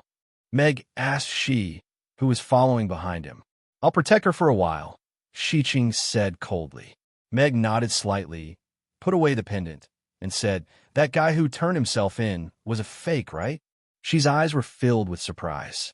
Don't be surprised. Scapegoats aren't a specialty of your dungeon. There was a hint of mockery in Mag's smile. However, your underground city's bureaucrats are really rotten to the core. You still dare to accept the fake as real at this time. An important direct descendant of a plutocrat family will raise a shadow from a young age. Whether it's appearance, habits, or temperament, it's very similar to the original owner. Other than those close to them, it's hard to tell them apart, she explained. I want his current position. What do you want to do? You know very well. Their eyes met, and the two of them were silent for a long time. In the end, she looked away first. Meg's bracelet lit up and a location popped up. The Mara Islands, 30,000 kilometers away. Lend me your battleship. A flying car, painted by the military, stopped in front of the Mocha building. Two young officers alighted and were led into the building by the Mocha Group's executives. Soon after, the two officers came out of the building, accompanied by Angelina. Immediately after, the Dungeon Military Secretariat issued a tweet. The military's first special chef, Angelina, officially joins the army today. Dixon Group this. Meg had just come out of Nancy's office and was stunned when he saw the tweet. He did not expect the military to do this, at least in the atmosphere. Not only did they let Angelina join the army directly, but they also directly mentioned the Dixon family. What did this mean? This was a blatant warning. If anything happened to Angelina, it would be the Dixon family's doing. If there was anyone in the dungeon that no one dared to touch, the military was definitely one of them. Nancy had already confirmed with him that he would join McCarthy Manor and would take him there tomorrow to officially join. He had half a day of free time today. The mission of sneaking into McCarthy Manor was more than half completed. Back in the dormitory, Meg locked the doors and windows, avoided the various detection equipment in the building, and left the Mocha facility. I didn't expect this to be what you meant by protection. Sitting in the battleship, Meg looked at She with appreciation. You should know very well that this is not something I can decide, she said expressionlessly and drove the battleship away from Tucker City. Meg smiled and did not say anything. He naturally knew that to do this to this extent, it must be that person who gave the nod. He naturally would not miss the opportunity to beat the tycoons. That private island is an important stronghold of the Dixon family and has an all-weather defense system. According to our intelligence, in order to protect Fergus, there should be a half-step transcendent powerhouse on the island. Are you sure you want to go on the island? She pulled up a map of the island's defenses. If I let that kid get away with it, I'll definitely feel uncomfortable, Meg said with a smile. She nodded slightly and pulled up a list of information. Barkle, a half-step transcendent powerhouse, good at using a saber and extremely strong. She began to explain the information to Meg. I'll cooperate with you in this operation. From the moment you land on the island, you must leave the island within 5 minutes to avoid the arrival of the other party's transcendent powerhouse. She turned off the bracelet and looked at Meg with a serious expression. You should know the difference between the transcendent and half-step transcendent better than I do. 5 minutes is enough. Meg nodded. I know you've always been fast. She also nodded slightly. Meg frowned and felt that there was something wrong with these words. Half an hour later, the vast sea appeared in sight. On the sea, there were hundreds of scattered islands. They had arrived at the Mara Islands. "I'll help you kill Barkle first. I won't interfere with the rest," she said to Meg, who was about to jump off the ship, as the battleship hovered invisibly. "No problem." Meg, who had changed into black clothes, agreed and jumped off the battleship. A black longsword appeared under his feet, and he flew into the air, flying toward the small island 10 miles away. At the same time, he turned on the camera and started a live broadcast. In order to avoid alerting the enemy, he turned on a delayed live broadcast and set the time to 5 minutes. Trial Fergus. Fergus turned himself in. Just a shadow won't do. End of chapter. Chapter 2477. Meg streaked across the sky like a startled leaf, heading straight for the small island at the edge of the Mara archipelago. After avoiding the area where the heavy firepower was concentrated, Meg slashed open the emergency defensive barrier on the island with his sword and landed on the island. Although it was called a small island, it was actually not small. The Mara archipelago had a total of 32 islands, and this island was ranked 5th in size. In an instant, the island's alarms went off. Who dares trespass on the island? A majestic voice exploded like thunder as a 2-meter-tall man with a full beard jumped down from a high place with a thick black saber in his hand. His pair of bell-sized eyes stared at Meg and narrowed. "Judge?" "That's right." Meg grinned and said in a low voice. "Clown, you actually dared to deliver yourself to my doorstep. Watch me peel off your skin today, and let everyone see your cowardice." Barker shouted angrily as flames suddenly rose from his saber. The hard rock beneath his feet instantly shattered as his sturdy body shot out and slashed at Meg with his saber. Half-step transcendent, the same realm as Meg. Since becoming a demigod, Meg had not fought with a master of the same level. Such an opponent could only be found in the underground city. This was a rare opportunity, so he had to make good use of it. This guy actually killed his way to my doorstep. In the villa's safe house, Fergus looked at Meg in a black suit on the screen, his voice filled with anger and fear. The family had already given up on him, so they sent the Shadow to the investigation bureau. His many years of work had been destroyed by this guy in front of him. He wanted nothing more than to skin him alive. But what scared him the most was, how did this guy find this place? Did he know that he was hiding here? If this matter was exposed, who knew what kind of chaos it would cause? Third young master, rest assured, Master Barker is a half-step transcendent. That guy is just a clown. Just kill him and throw him into the sea, the butler said calmly as he brought over a glass of wine. Fergus calmed down a little when he heard this. That's right. What was he afraid of? The family had asked Master Barker to protect him to prevent such a thing from happening. No matter how strong that guy was, could he still be a god? Mag looked at Barkle, who was charging at him like a heavy truck. A terrifying pressure emanated from his body.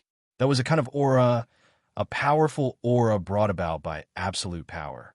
If the person standing here was a 10th tier being, they probably wouldn't even be able to move. According to the intelligence analysis given by She, Barkle was a fire element close combat powerhouse. He was famous for his terrifying outburst and absolute strength. Among his peers, he was one of the best in close combat.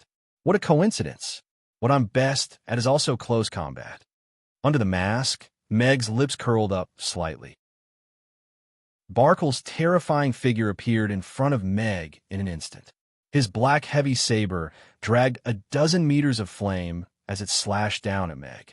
The moment the long blade fell, Meg's feet moved slightly and disappeared from a spot. At the same time, the long sword in his hand pierced out 5 times in 1 second, twisting and tearing the void apart. Boom!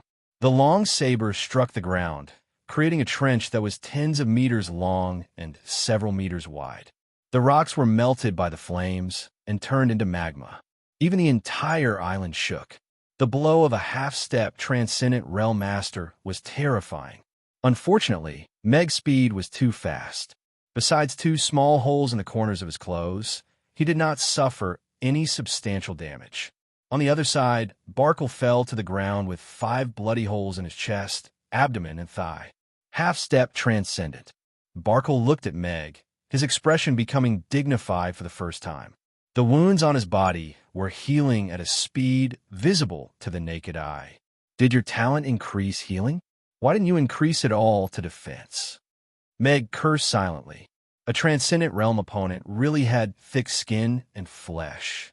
If it had been a level 10 master, these few sword strikes would have been enough to pierce through them and send them flying. This guy is also a half-step transcendent. Fergus was shocked, his hand trembling as he held the wine glass, spilling wine all over his trousers.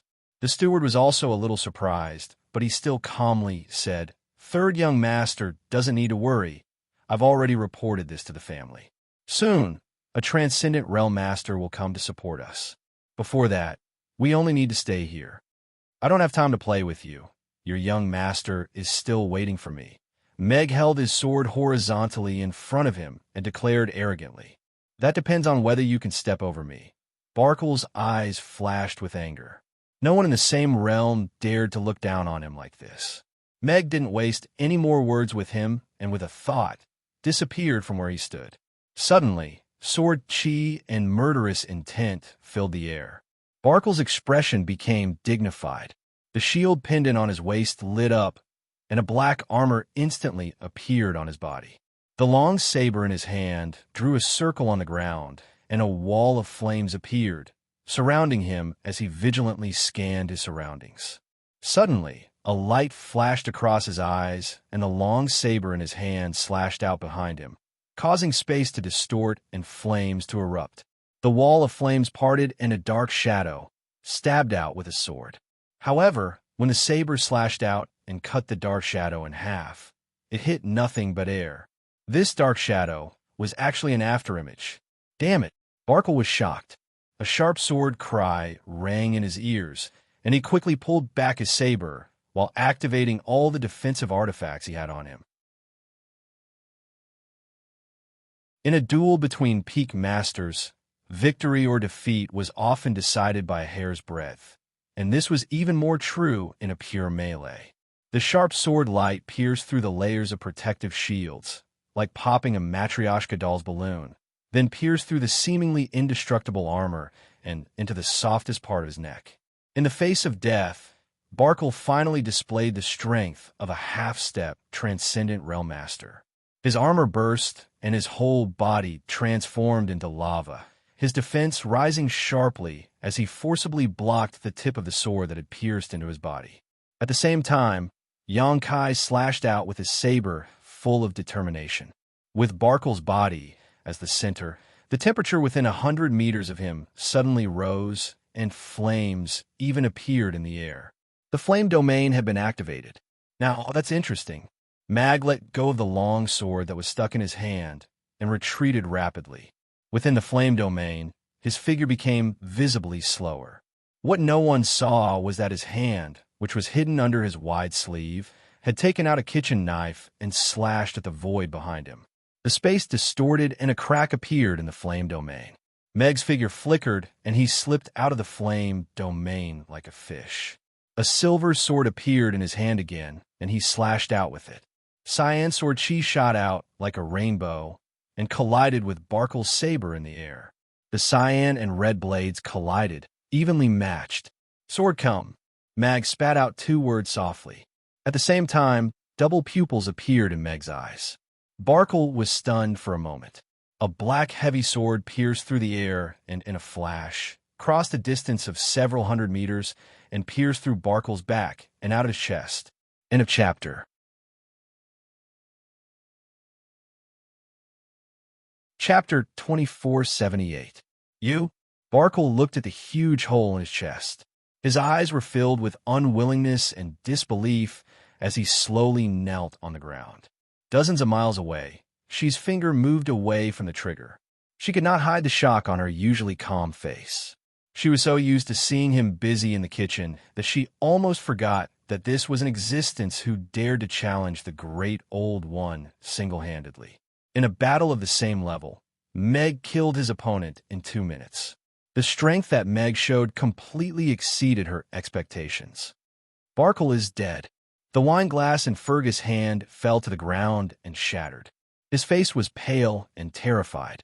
Barkle was a half-step transcendent powerhouse that the family worshipped, but he was easily killed in a few rounds. What kind of strength was that guy? Transcendent. My life is over.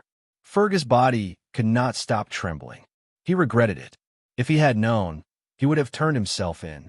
At least he would not have to face this god of death. The butler's face was also pale. Barkle's death had completely broken his psychological defense, but he still comforted. Third young master, please rest assured. The safe house's defense system has been fully activated. We only need to hold on for 5 more minutes. Family reinforcements will arrive soon. He may not be able to find the safe house. Before the butler could finish his words, the man in black had already appeared in the camera outside the safe house and made a wise sign at the camera. He's here. He's here. Fergus jumped up in fright and shrank into a corner. His eyes were filled with fear. Don't worry, young master. This door was personally reinforced by a transcendent powerhouse. Even if he's a transcendent powerhouse, he won't be able to break the door in 5 minutes. Bang, bang, bang, bang. A series of explosions rang out. The heavy door shook violently and was on the verge of collapsing. The high-precision machinery was directly broken and lost its effectiveness. Bang! The 10,000-kilogram door was kicked open. The butler, whose eyes were wide open, was directly pressed under the door and turned into a pile of meat paste. The military's door-breaking bombs were specially developed to deal with corporations, right? Meg walked into the safe house with his sword and looked at the door that was destroyed by the bomb. If he had to break the door himself, he might not be able to open it in 3 to 5 minutes. Don't kill me. Don't kill me. I'll give you anything you want. Everything. Don't kill me, please. Fergus was so scared that he pissed his pants. He knelt on the ground and didn't even notice that his legs were bleeding from the glass. Fergus Dixon, identity confirmed. Meg looked down at Ferguson and said sarcastically, "Shouldn't you be squatting in the investigation bureau of Tucker City? Why are you here?" "That's my shadow. That's my shadow. Please send me to jail." "I'll accept the judgment of the law. I want to pay the price for what I've done. Please, I want to go to jail. I want to go to jail," Fergus cried and begged. He just wanted to get away from this killing god. Even if he had to stay in prison for the rest of his life, it would still be better than being killed here. He didn't even dare to think about Horace's miserable state. Jail? If jail is useful, what's the point of having judges? Meg sneered. "If you come out after a few years in prison, how can the souls of those innocent souls who died in your hands and those girls who were defiled by you live in peace?" Fergus' face was as pale as paper. He wanted to continue begging and stall for time. "Fergus Dixon, you are now on trial. 3 years ago, you raped and killed Selena. There are witnesses and material evidence. You were sentenced to death and will be executed today." Meg announced loudly as he walked towards Fergus with his sword in hand. "Don't kill me. Don't kill me. I'm a direct descendant of the Dixon family. If you kill me, the Dixon family won't let you off." Fergus retreated as he cried out in fear. "Wait until I become a transcendent. I'll use your Dixon family's transcendent to practice my skills." Meg thought as he pointed his sword at Fergus' eyes. It was this pair of eyes that took a liking to that girl first. Then it's time to destroy them.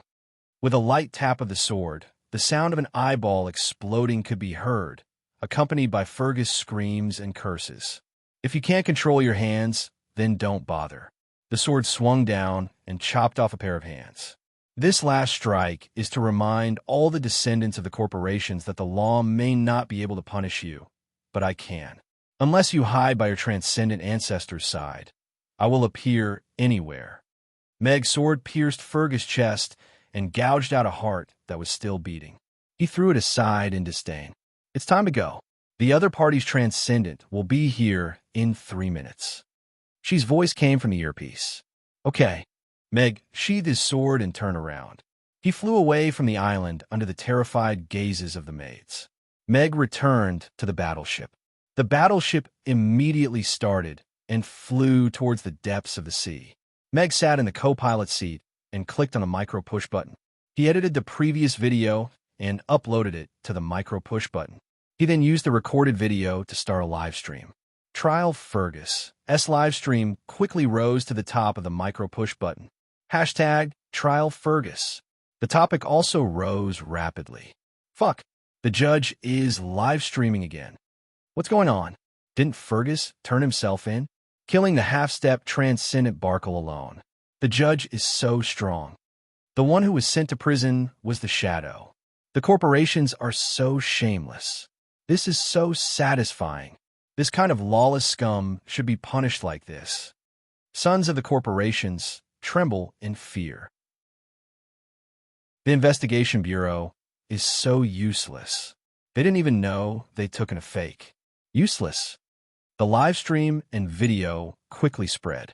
Although they were quickly banned, it did not affect the spread and popularity of this incident. She looked at Meg in silence. Ask whatever you want. Don't hold it in. Meg took off his mask and said with a smile as he took a bottle of iced happy drink for himself. I hope this is the last time something like this happens.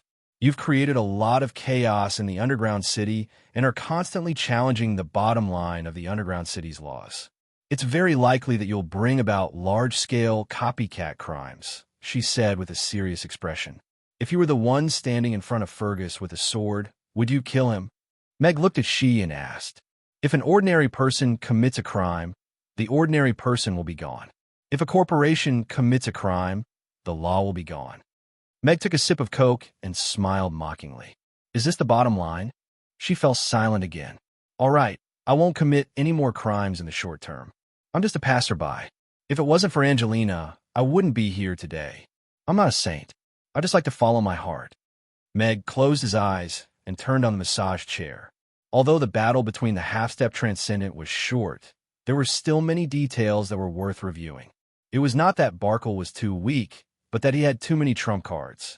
Whether it was the mental influence or the flying sword, they were all strange moves that went beyond conventional combat methods. That was why he could kill him in such a short time.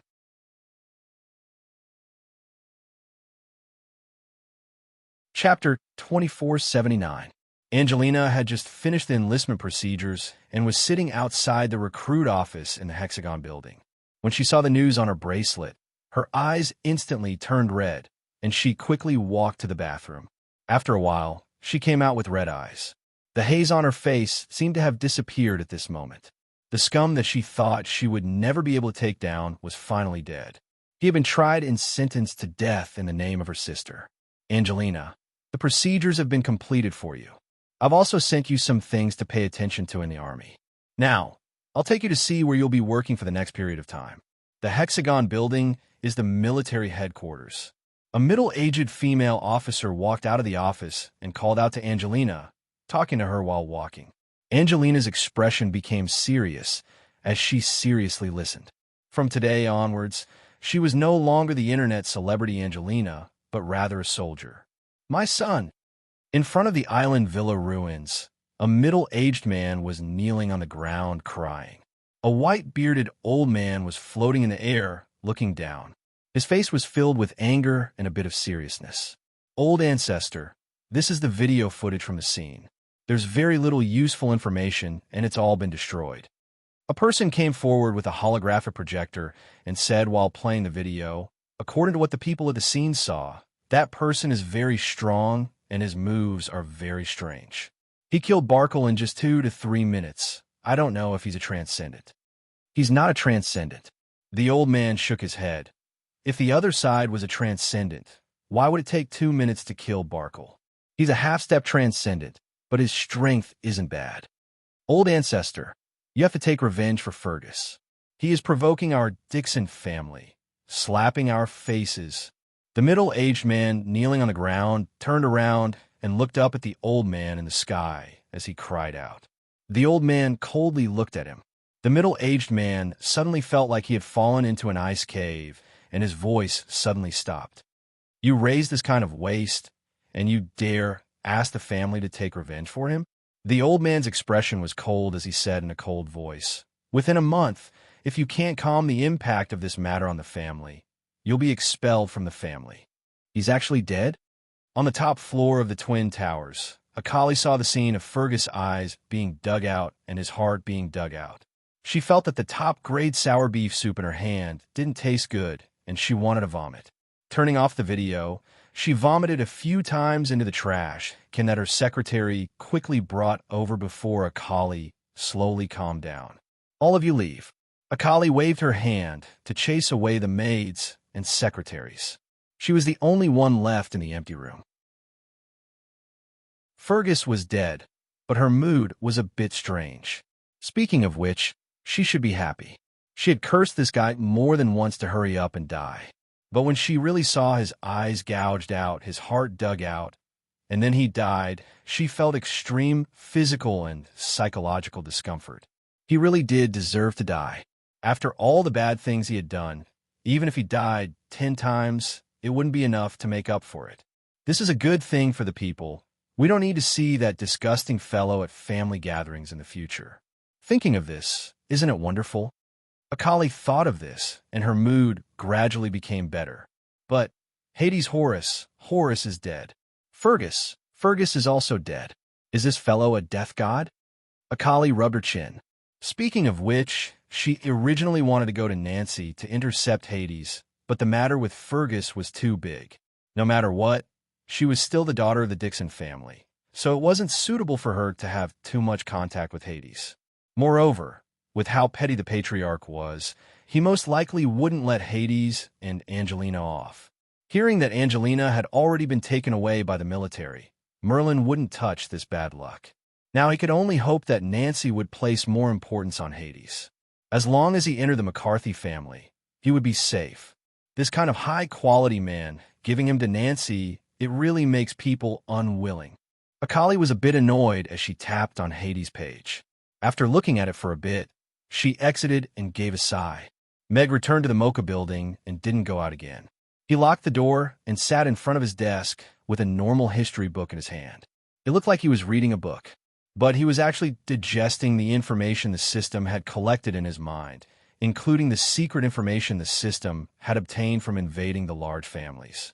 Tomorrow, he would follow Nancy and officially enter the McCarthy Manor, which would be the first step of this mission. But this mission was to find traces of Counselor Tam in the McCarthy family and confirm his condition. Whether he was dead or alive, there had to be an explanation. Did you think that you could find this kind of information as long as you enter the McCarthy family? If it was that simple, Ferdinand wouldn't have let him cross the border.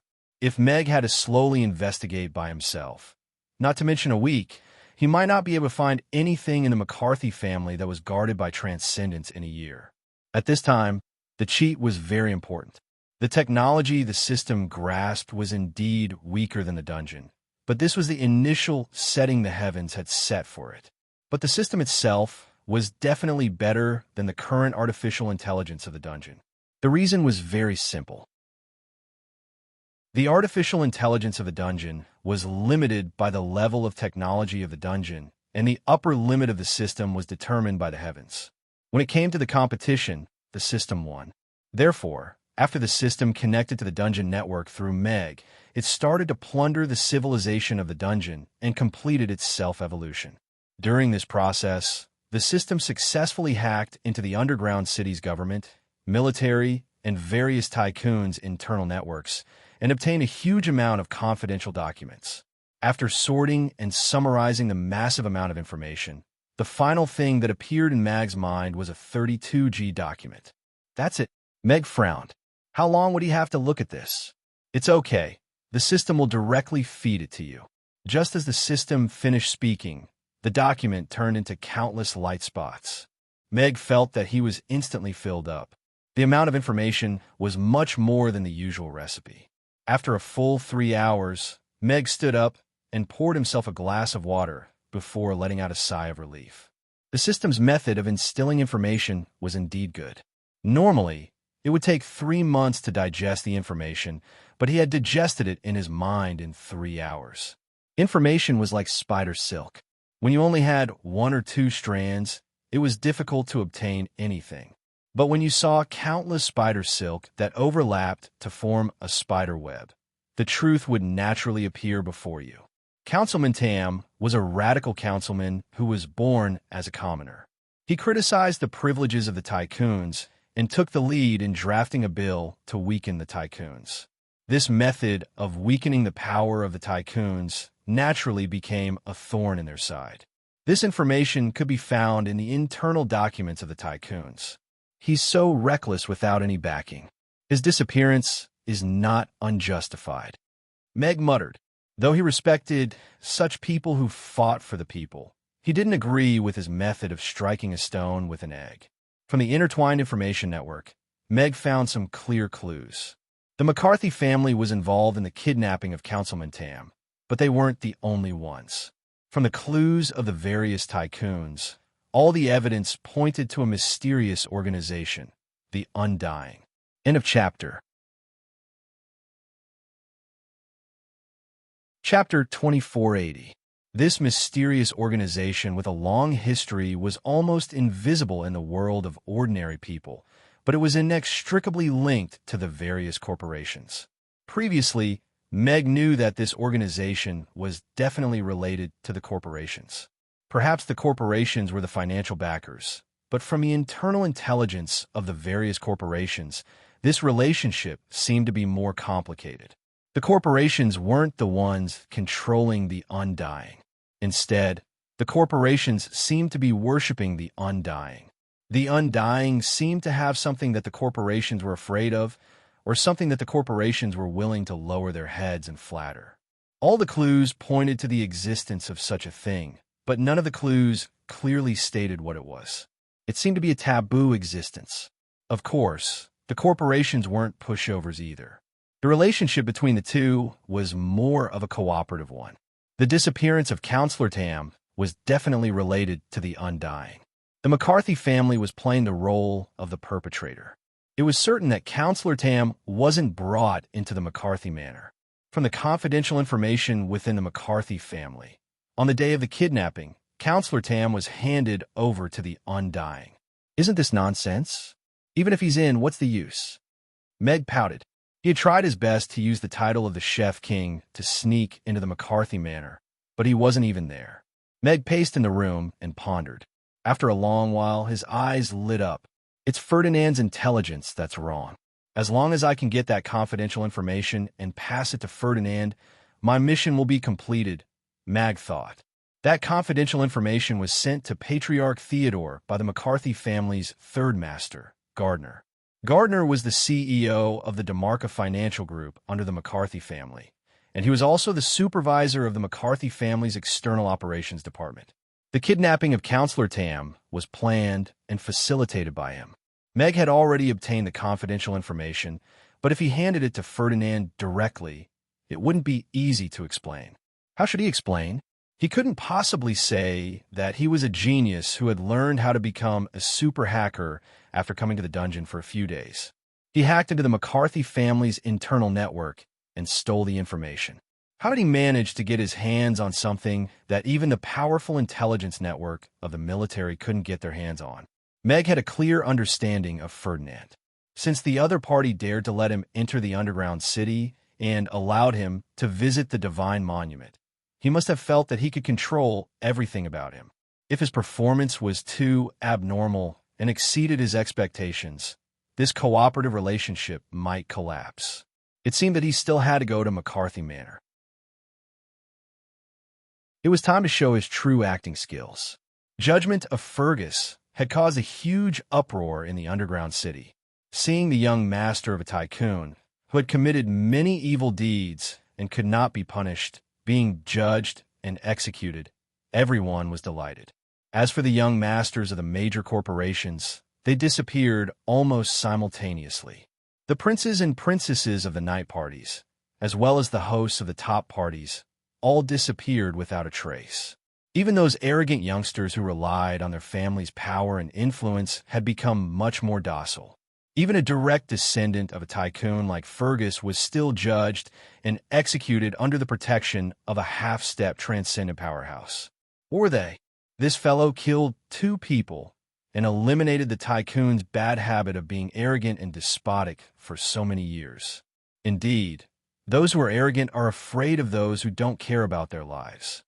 Ferdinand looked at the document that his secretary had just sent over, and a smile appeared on his cold face. He admired this young man's ability and wisdom very much. There was no one in the younger generation in the underground city who could be on par with him. Unfortunately, he came from a northern continent. The next morning, Meg received a message from Nancy's assistant. He packed his personal belongings briefly and followed the assistant through the VIP lift to the rooftop. A small fighter jet was parked on the wide rooftop. Meg was a little surprised. Wasn't McCarthy Manor in Tucker City? It was only tens of kilometers away, and it would only take a dozen minutes by flying car. Wasn't it a little exaggerated to board a fighter jet? It was arranged by Miss Nancy. You just have to board the plane, the assistant said with a sweet smile. Meg nodded and quickly boarded the fighter jet. Have a seat. We'll set off soon. Nancy was already on the fighter jet, and she smiled at Meg. He could tell that she was in a good mood today. She was wearing a floral daisy dress. Compared to her dignified appearance a few days ago, she looked a little more fresh. Meg sat down opposite her. Fergus is dead. You should know, right? Nancy said, staring at Meg with her beautiful eyes. Yes, I saw it yesterday. He deserved it.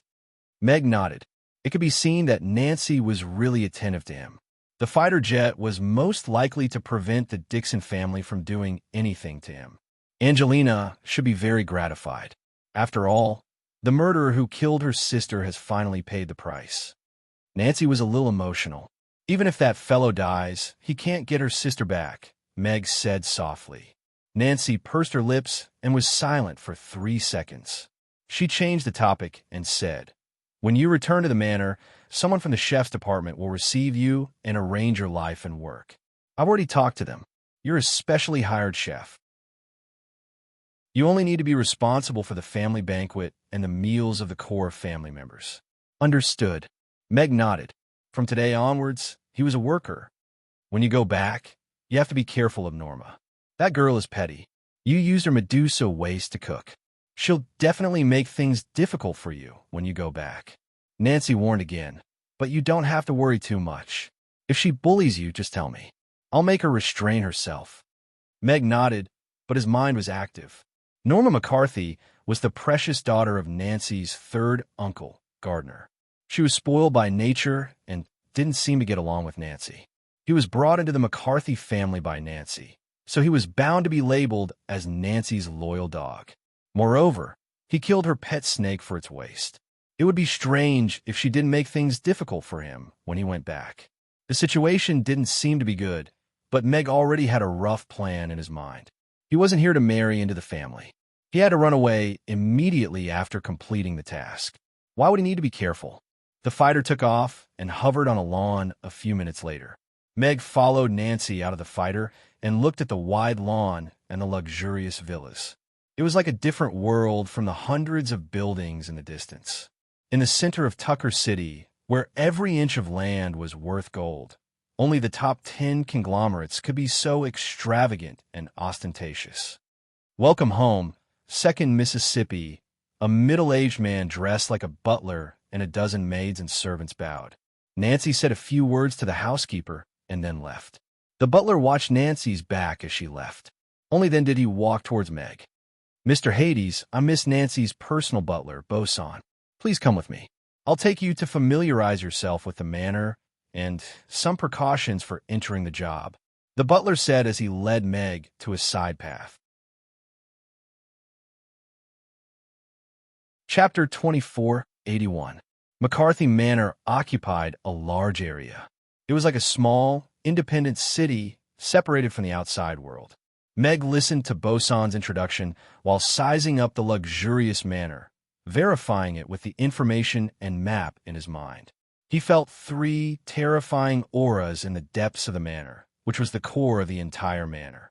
3 transcendents were guarding the manor, and these were not all the transcendents in the McCarthy family. Such a background was truly shocking. The entry process of a large family was quite cumbersome. Even though he was personally brought back by Nancy, he still had to go through multiple checks before finally receiving his work pass.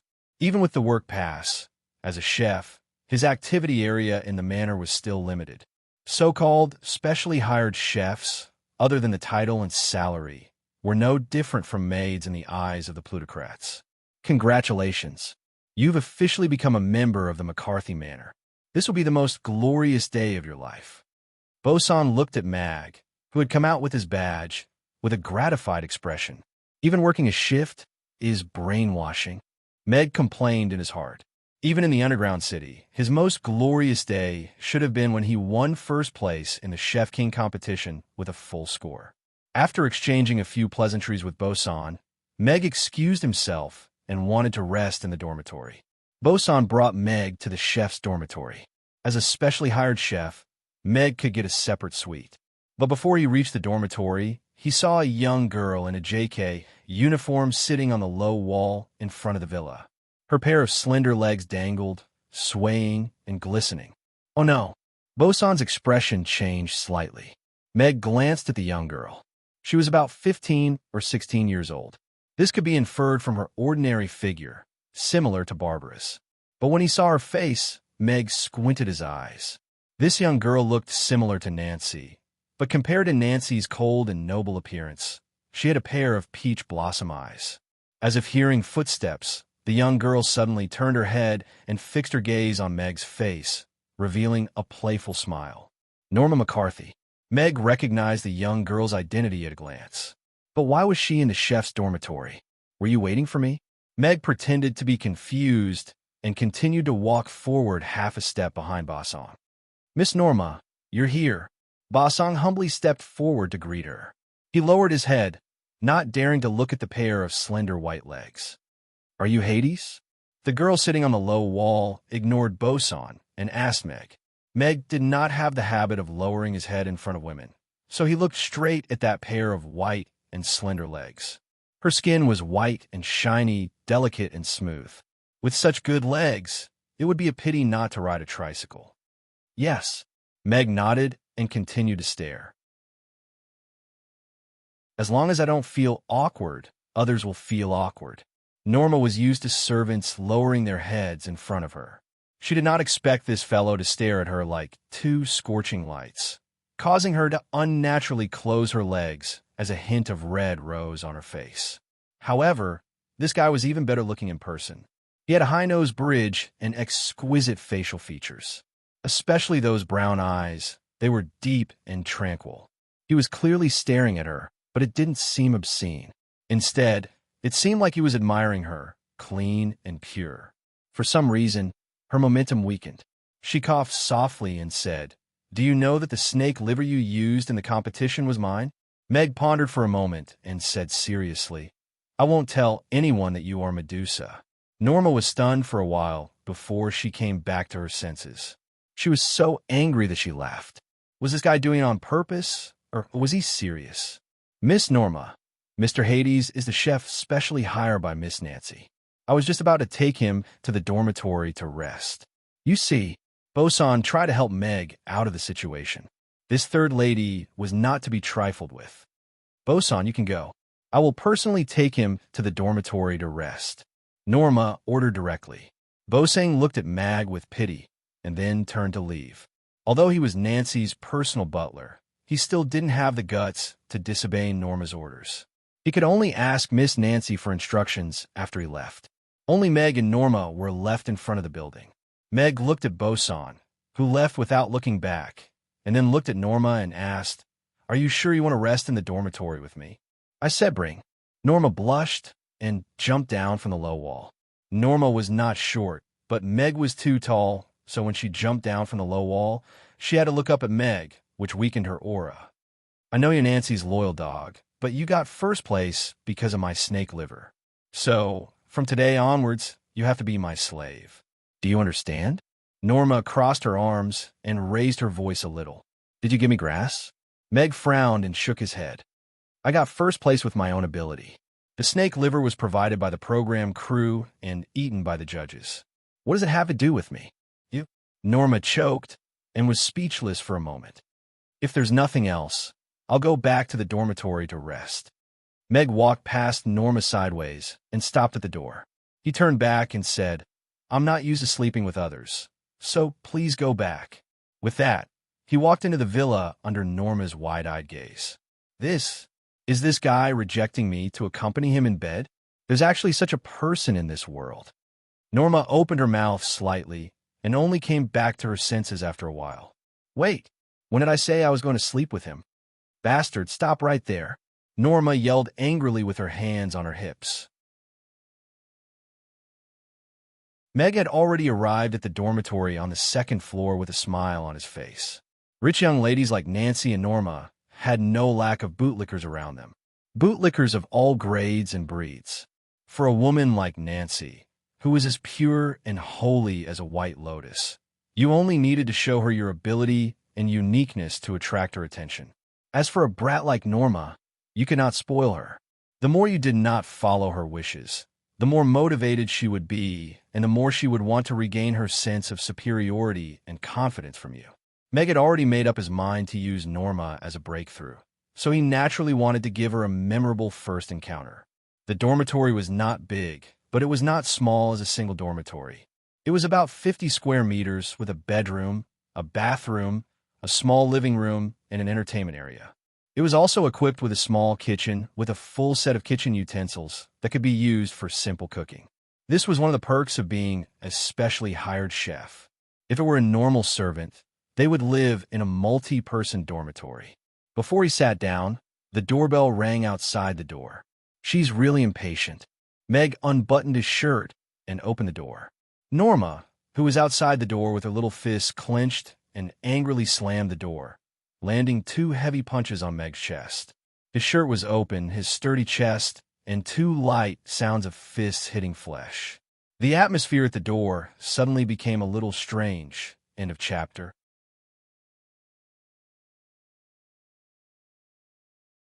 Chapter 2482. Norma was completely dumbfounded. She even forgot to retract her hand from Meg's chest. "What's the matter?" Meg asked coldly. Norma retracted her hand, as if she had been electrocuted. She quickly covered her face, but her eyes could be seen through the gaps between her fingers. She said angrily, "Why aren't you wearing any clothes?" "I was about to take a shower when I heard someone ring the doorbell. I thought it was Butler Boson," Meg said matter-of-factly. "Also, I'm wearing clothes." Norma's gaze moved down slightly. Meg was indeed wearing clothes, but his clothes were completely open, revealing his firm chest and 8-pack abs. The lines and contours that were carved by a knife were full of visual impact. Unlike those greasy youths who only wanted to show off their muscles, Hades's muscles did not look that exaggerated. They were restrained and full of strength. He was muscular without clothes and thin with clothes on. Therefore, Norma did not expect Meg, who looked a little thin, to have such excellent muscle lines. However, after some reflection, she seemed to be able to find some clues from the show. How could a man who could carry a 10-kilogram iron rod and hit it more than 20,000 times be a firewood stick? "Have you seen enough?" Meg asked as he buttoned his shirt. Norma's throat moved, and she unconsciously swallowed her saliva. When she heard that, she immediately became like an angry little lion.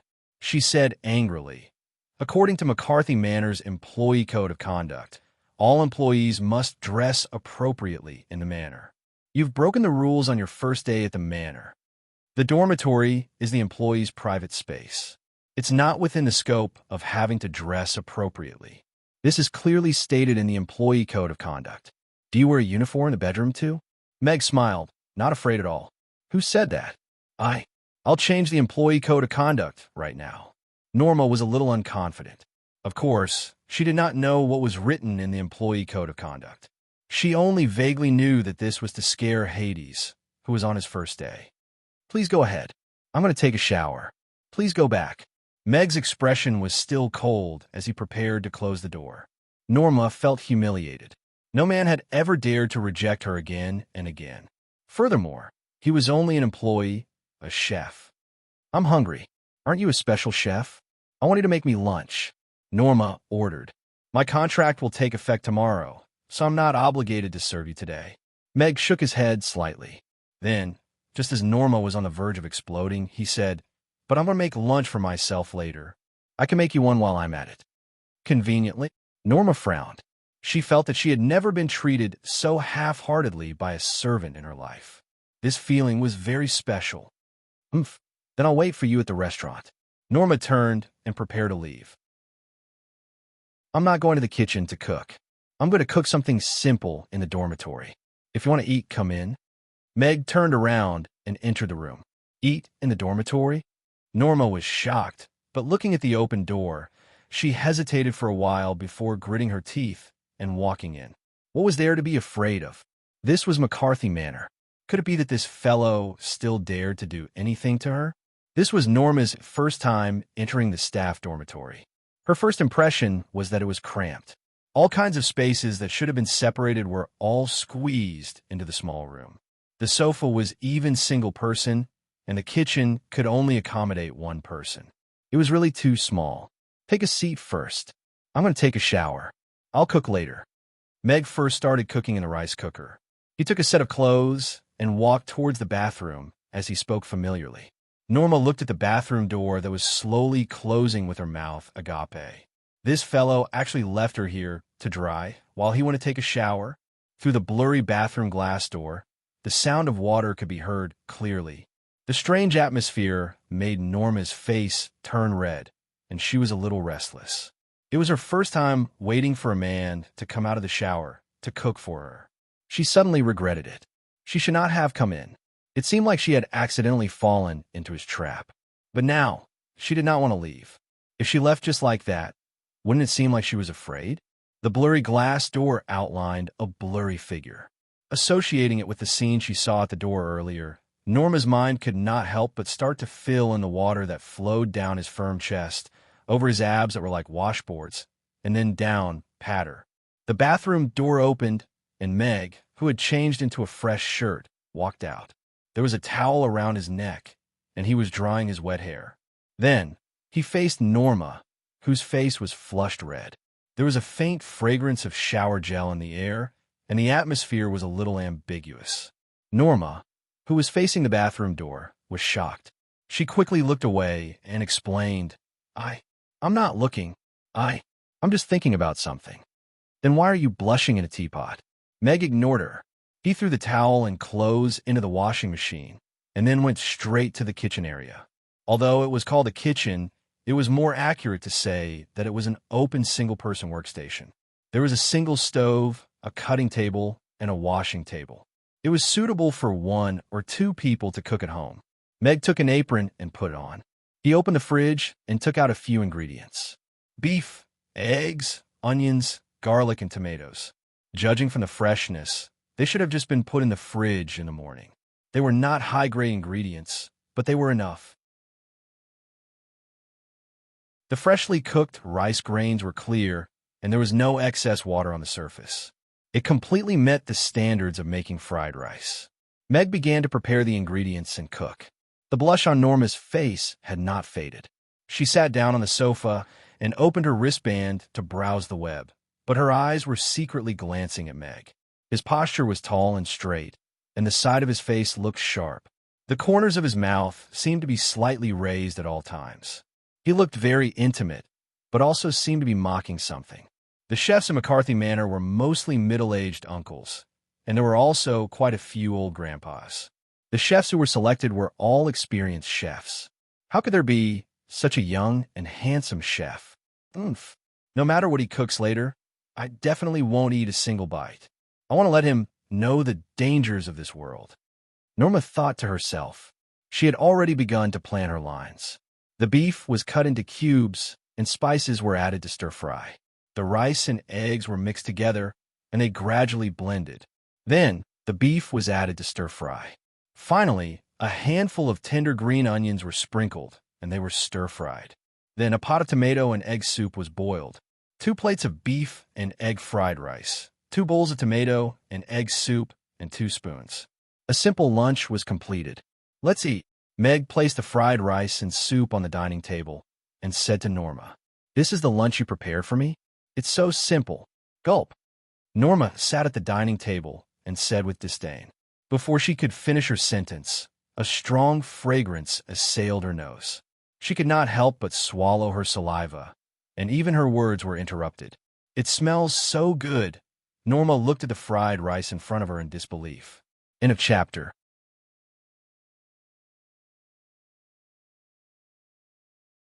Chapter 2483.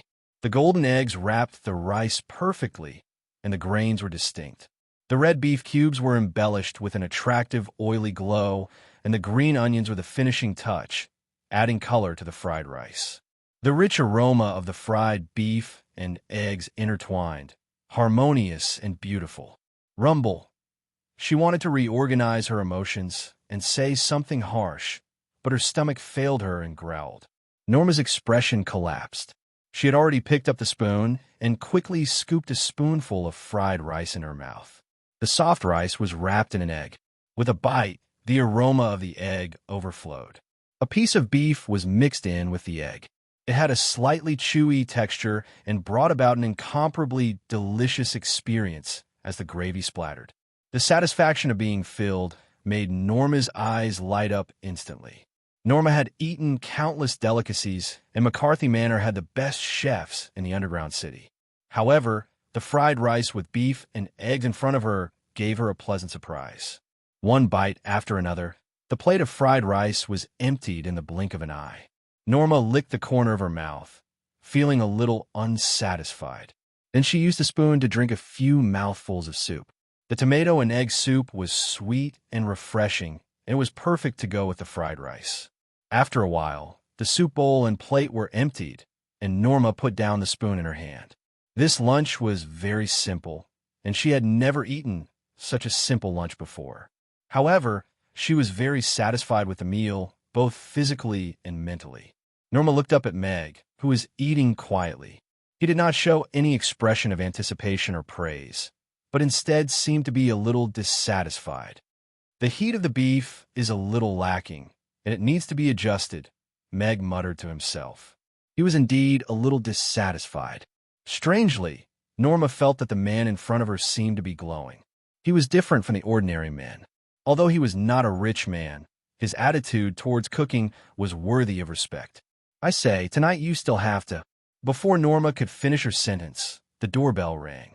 Meg got up and opened the door. Nancy was standing at the door. Although her expression was cold, her eyes were filled with concern.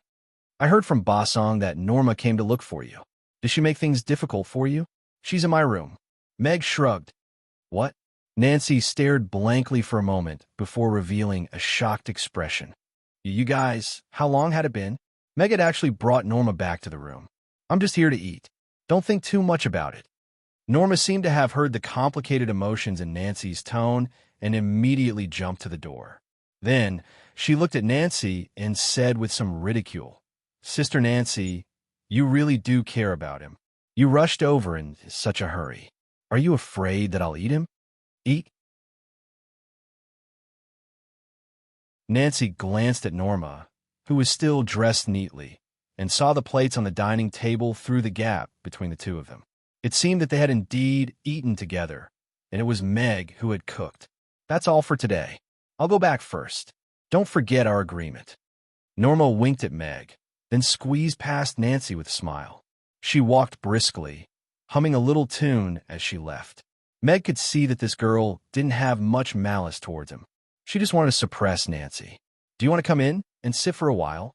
Meg looked at Nancy and asked. Nancy thought for a moment, then nodded and followed Meg into the room. Norma could enter, but she knew why Nancy couldn't. This was also her first time entering the staff dormitory. In order to avoid suspicion, she always kept a certain distance with the staff of the opposite sex, including Boson.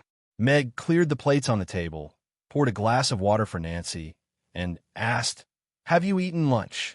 Not yet. I'll make something simple for you. Nancy wanted to refuse. There would be a family dinner later, but when she looked at Norma's clean plate, she couldn't help but be curious about what they had eaten earlier. So, she nodded. Meg made a new plate of beef and egg fried rice for Nancy. After summing up his experience, his control of the heat of stir-fried beef improved a bit. Nancy sat on the sofa and watched Meg cook. This feeling was a bit special.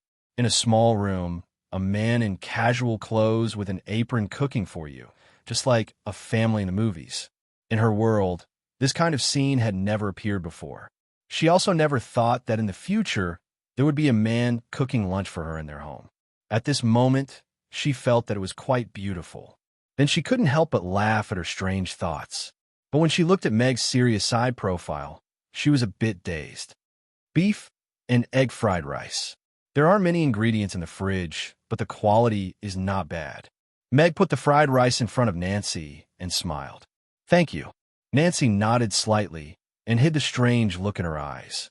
She picked up the spoon and elegantly finished the entire plate of beef fried rice. It was no wonder that the picky Norma would dine in Mag's tiny room. This plate of beef and egg fried rice was too delicious. The control of the heat of the stir-fried beef was just right. The beef was chewy but not hard to chew. The tender taste required a very high control of the heat. After eating the fried rice, Nancy got up and said goodbye. Before she left, she reminded Meg to be more cautious of Norma. Meg smiled and said okay. After closing the door, he accepted Norma's friend request. Looking at the girl's profile picture, who sent him a string of emojis, the corners of Meg's mouth curled up. It was obvious that the fish had taken the bait. Meg forwarded the screenshot of his chat with Norma to she and briefly reported that he had successfully hooked up with Norma. It's only been half a day, and he's hooked up with Norma. Is this guy really that charming? She looked at the picture sent by Meg and fell in a deep thought. However, this was indeed a good progress for the mission. Norma was Gardner's daughter. Gardner was a core member of the McCarthy family and was in charge of external affairs.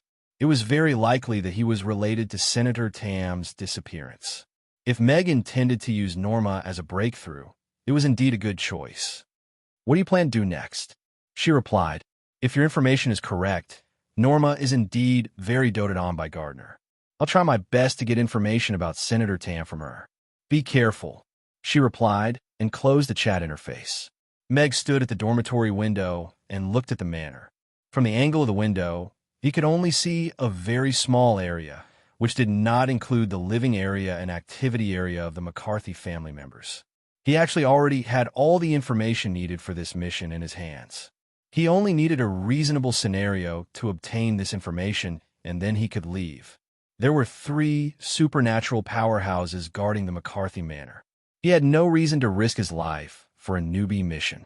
In the afternoon, Meg took a nap and then went downstairs to the public area below the dormitory to have a brief conversation with the head chef and take a look at the kitchen. From tomorrow onwards, he would officially join the kitchen of this huge manor and take on part of the cooking work. After coming out of the kitchen that was far larger than a 5-star hotel, Meg received a message from Norma. I want to eat your cooking tonight. Come to my villa now. I'll cook noodles for you. Meg replied, I don't want noodles. I want to eat lamb chops. Charcoal grilled lamb chops. Norma sent a voice message. It was her loss that this girl could not taste the knife-shaved noodles he made. Meg sent another message. Employees are not allowed to enter the core area. I can't come. I've already sent someone to pick you up. Just as Meg saw the message, a driverless car stopped beside him. The door opened automatically, and an electronic voice came from the car. Hades, identity confirmed. Please get in the car and head to Miss Norma's residence. It's not against the rules if someone finds out about this, right? Meg was not in a hurry to get in the car. Instead, he sent a message to Norma. Cooking for your employer is your job. You'll be my full-time chef from now on. As I said, as long as you perform well, I'll give you a raise. Meg got in the car and did not reply to Norma's message. If the chef's dormitory was considered a luxurious residence for workers, then Norma's villa that occupied more than 1,000 square meters should be called a pink castle. Even with the advancement of technology, young girls still could not change their passion for pink. Of course, this pink was quite high-end. The glass walls were a sparkling pink, like pink diamonds. It was soft and dazzling, and the various colors complemented each other. It did not completely fill the entire castle with pink. It was full of young girls' hearts and was quite pleasing to the eye. Needless to say, this must have been the work of a top designer. Meg alighted from the driverless car and was led into the villa by a sweet-looking maid. Meg looked at the maid's pink cat ears. She was obviously a young work lady. I asked you to come, but you don't seem to be very happy. A large chair was placed on the raised ground in the hall. Norma crossed her legs and looked down at Meg. Meg sat on a high seat like a queen. Norma wanted to laugh. Normal people would not be able to do such a thing without at least 10 years of Chinibyu. What kind of reward is cooking for you? Meg asked in return. Of course, many chefs want to cook for me, but they don't have such an opportunity. It's your honor. Norma lifted her chin slightly. Unfortunately, there are many people who want to eat my cooking. Moreover, it's not working hours now, Meg said calmly. Norma narrowed her eyes. Meg was not lying. With his popularity these few days, it was not an exaggeration to say that he was the most popular man in the underground city. You're already here. Are you going to leave without doing anything? Norma came down from the high platform and walked in front of Meg. The high platform slowly descended behind her until it was level with the ground. The large chair expanded to become a sofa, so this problem would not act up in front of everyone. Fake woman. I charge. It's very expensive. Meg looked at Norma and said in a low voice. The maid at the side opened her mouth slightly and looked at Meg in shock. Although she was a huge fan of this handsome guy, she was still worried about his safety when he dared to speak to Miss Norma like this. Expensive? The thing I don't lack the most is money. Norma raised her hand, and a transfer interface lit up on her bracelet. How much? 1 meal, 1 million, Meg said. Norma tapped her finger twice, and 1 million was transferred. Meg's bracelet lit up, and 1 million was transferred to his account. A real rich woman was so overbearing. Where's the kitchen? Meg asked directly as he received the money to do things. I'll take you there, the cat-eared maid said softly. The shock on her face had not faded. The man in front of her actually got 1 million from Miss Norma. He was so daring. Meg followed the maid into the kitchen in the basement. Compared to Meg's shabby workbench, the kitchen in Norma's villa was luxurious. It took up more than 100 square meters and had all kinds of kitchenware and cutlery. There were also 2 large freezers in the corner filled with all kinds of ingredients. There was a charcoal grill on the workbench. The charcoal fire had already been lit. There was a large piece of lamb chop on the side dish table. It was obviously freshly processed. The lamb blood had not solidified and was very fresh. Since Norma wanted to eat charcoal grilled lamb chop, Meg made it for her. As the saying went, to conquer a woman, one had to start from conquering her stomach. Those who could reach her stomach in one step would not be able to escape. The maid stood at the side and looked at Meg with admiration. Is there anything I can help you with? No, thank you, Meg rejected coldly. He washed his hands, put on an apron, and began to process the ingredients. Norma walked around outside twice and could not help but come in. She called herself a supervisor and even asked the maid to bring her a comfortable chair. So this is what it feels like to be a judge of the Chef King competition, Norma said as she nestled comfortably on the sofa and watched Meg put the lamb chop on the grill. Meg raised his eyebrows. Good girl, was she playing a live game here? Meg could be considered to be a master at charcoal grilled lamb chop. It was slowly grilled over the charcoal fire and brushed with the sauce. The aroma gradually thickened. The master and maid watched from the side and had already swallowed their saliva countless times. Water! Norma turned her head and ordered, but her eyes could not move away from the golden lamb chop on the grill. The aroma was too strong and too tempting. It had an irresistible penetrating power. Moreover, watching the lamb chop slowly turn golden with the charcoal fire, listening to the sizzling sound of oil, and smelling the aroma, the gluttonous baby in her stomach was aroused. The little maid quickly went to pour a cup of water. She was looking at Meg with even more admiration in her eyes. Once the heat was in place, Meg took the lamb chop out of the oven and placed it on the plate. Along the gap between the lamb chop, he cut the lamb chop into smaller pieces, which were more suitable for a girl to eat gracefully. Finally, he sprinkled a handful of tender green onions to decorate, and the charcoal grilled lamb chop was completed. A whole lamb chop filled a big plate. It's done.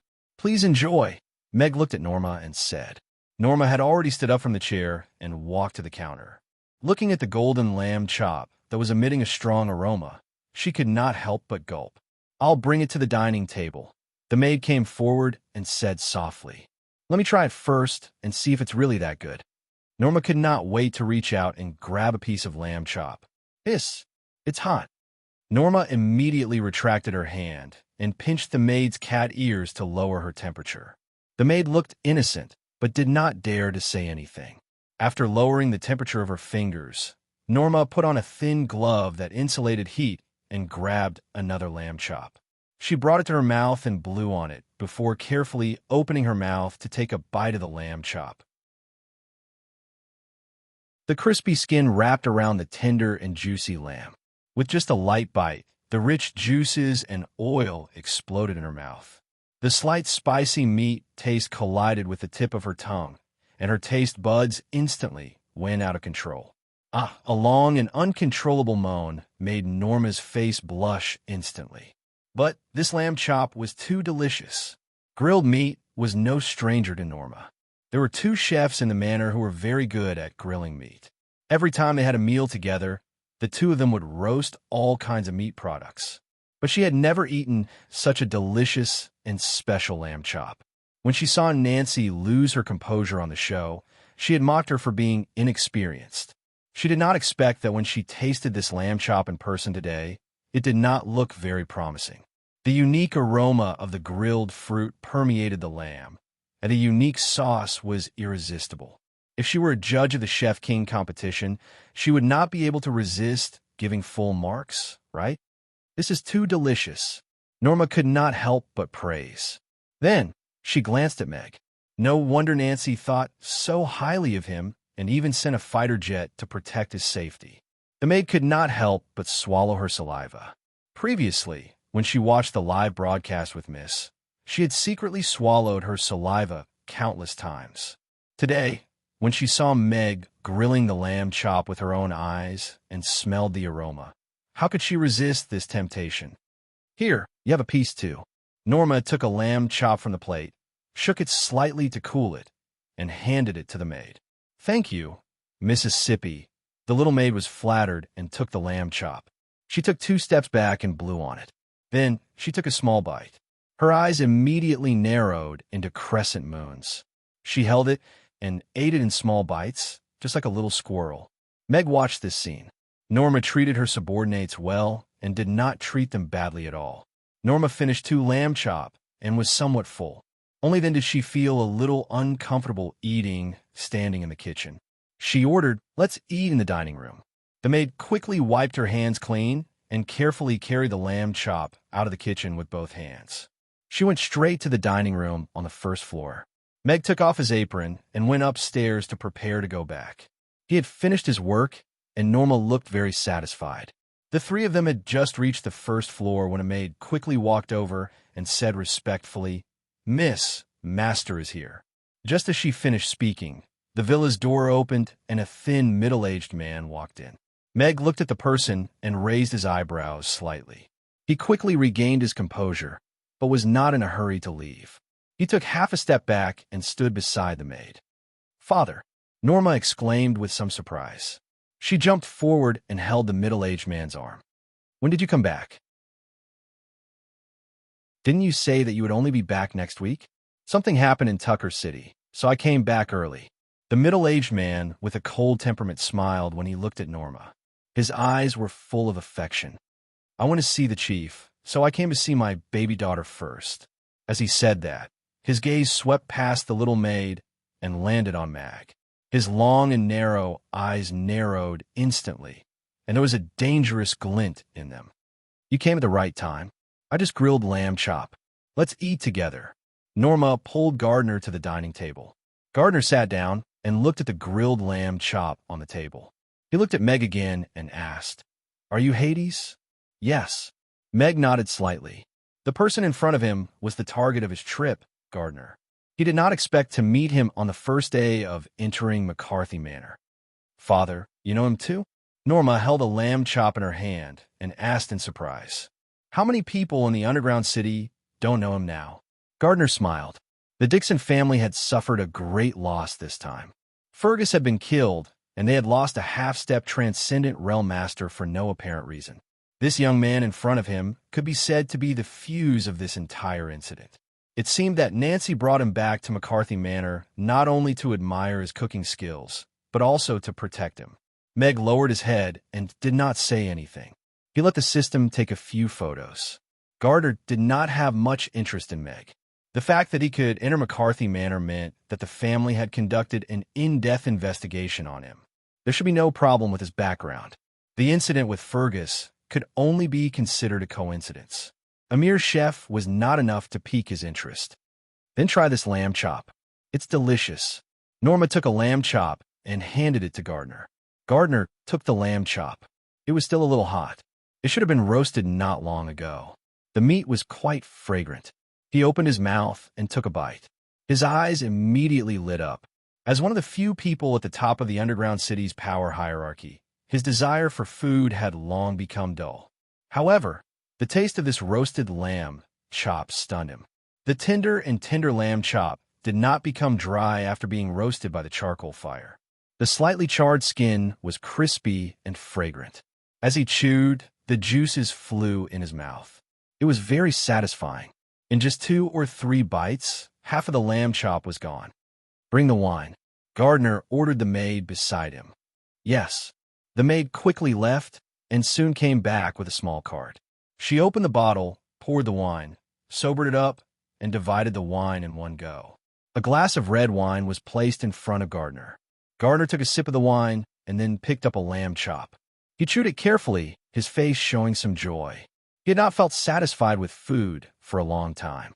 This roasted lamb chop was indeed unique. Your culinary skills are not bad. Gardner put down the lamb chop in his hand and looked at Meg as he spoke. Your daughter is not bad either. Meg was neither servile nor overbearing as he said, "Thank you." All of the female servants looked at Mag with surprise and envy in their eyes.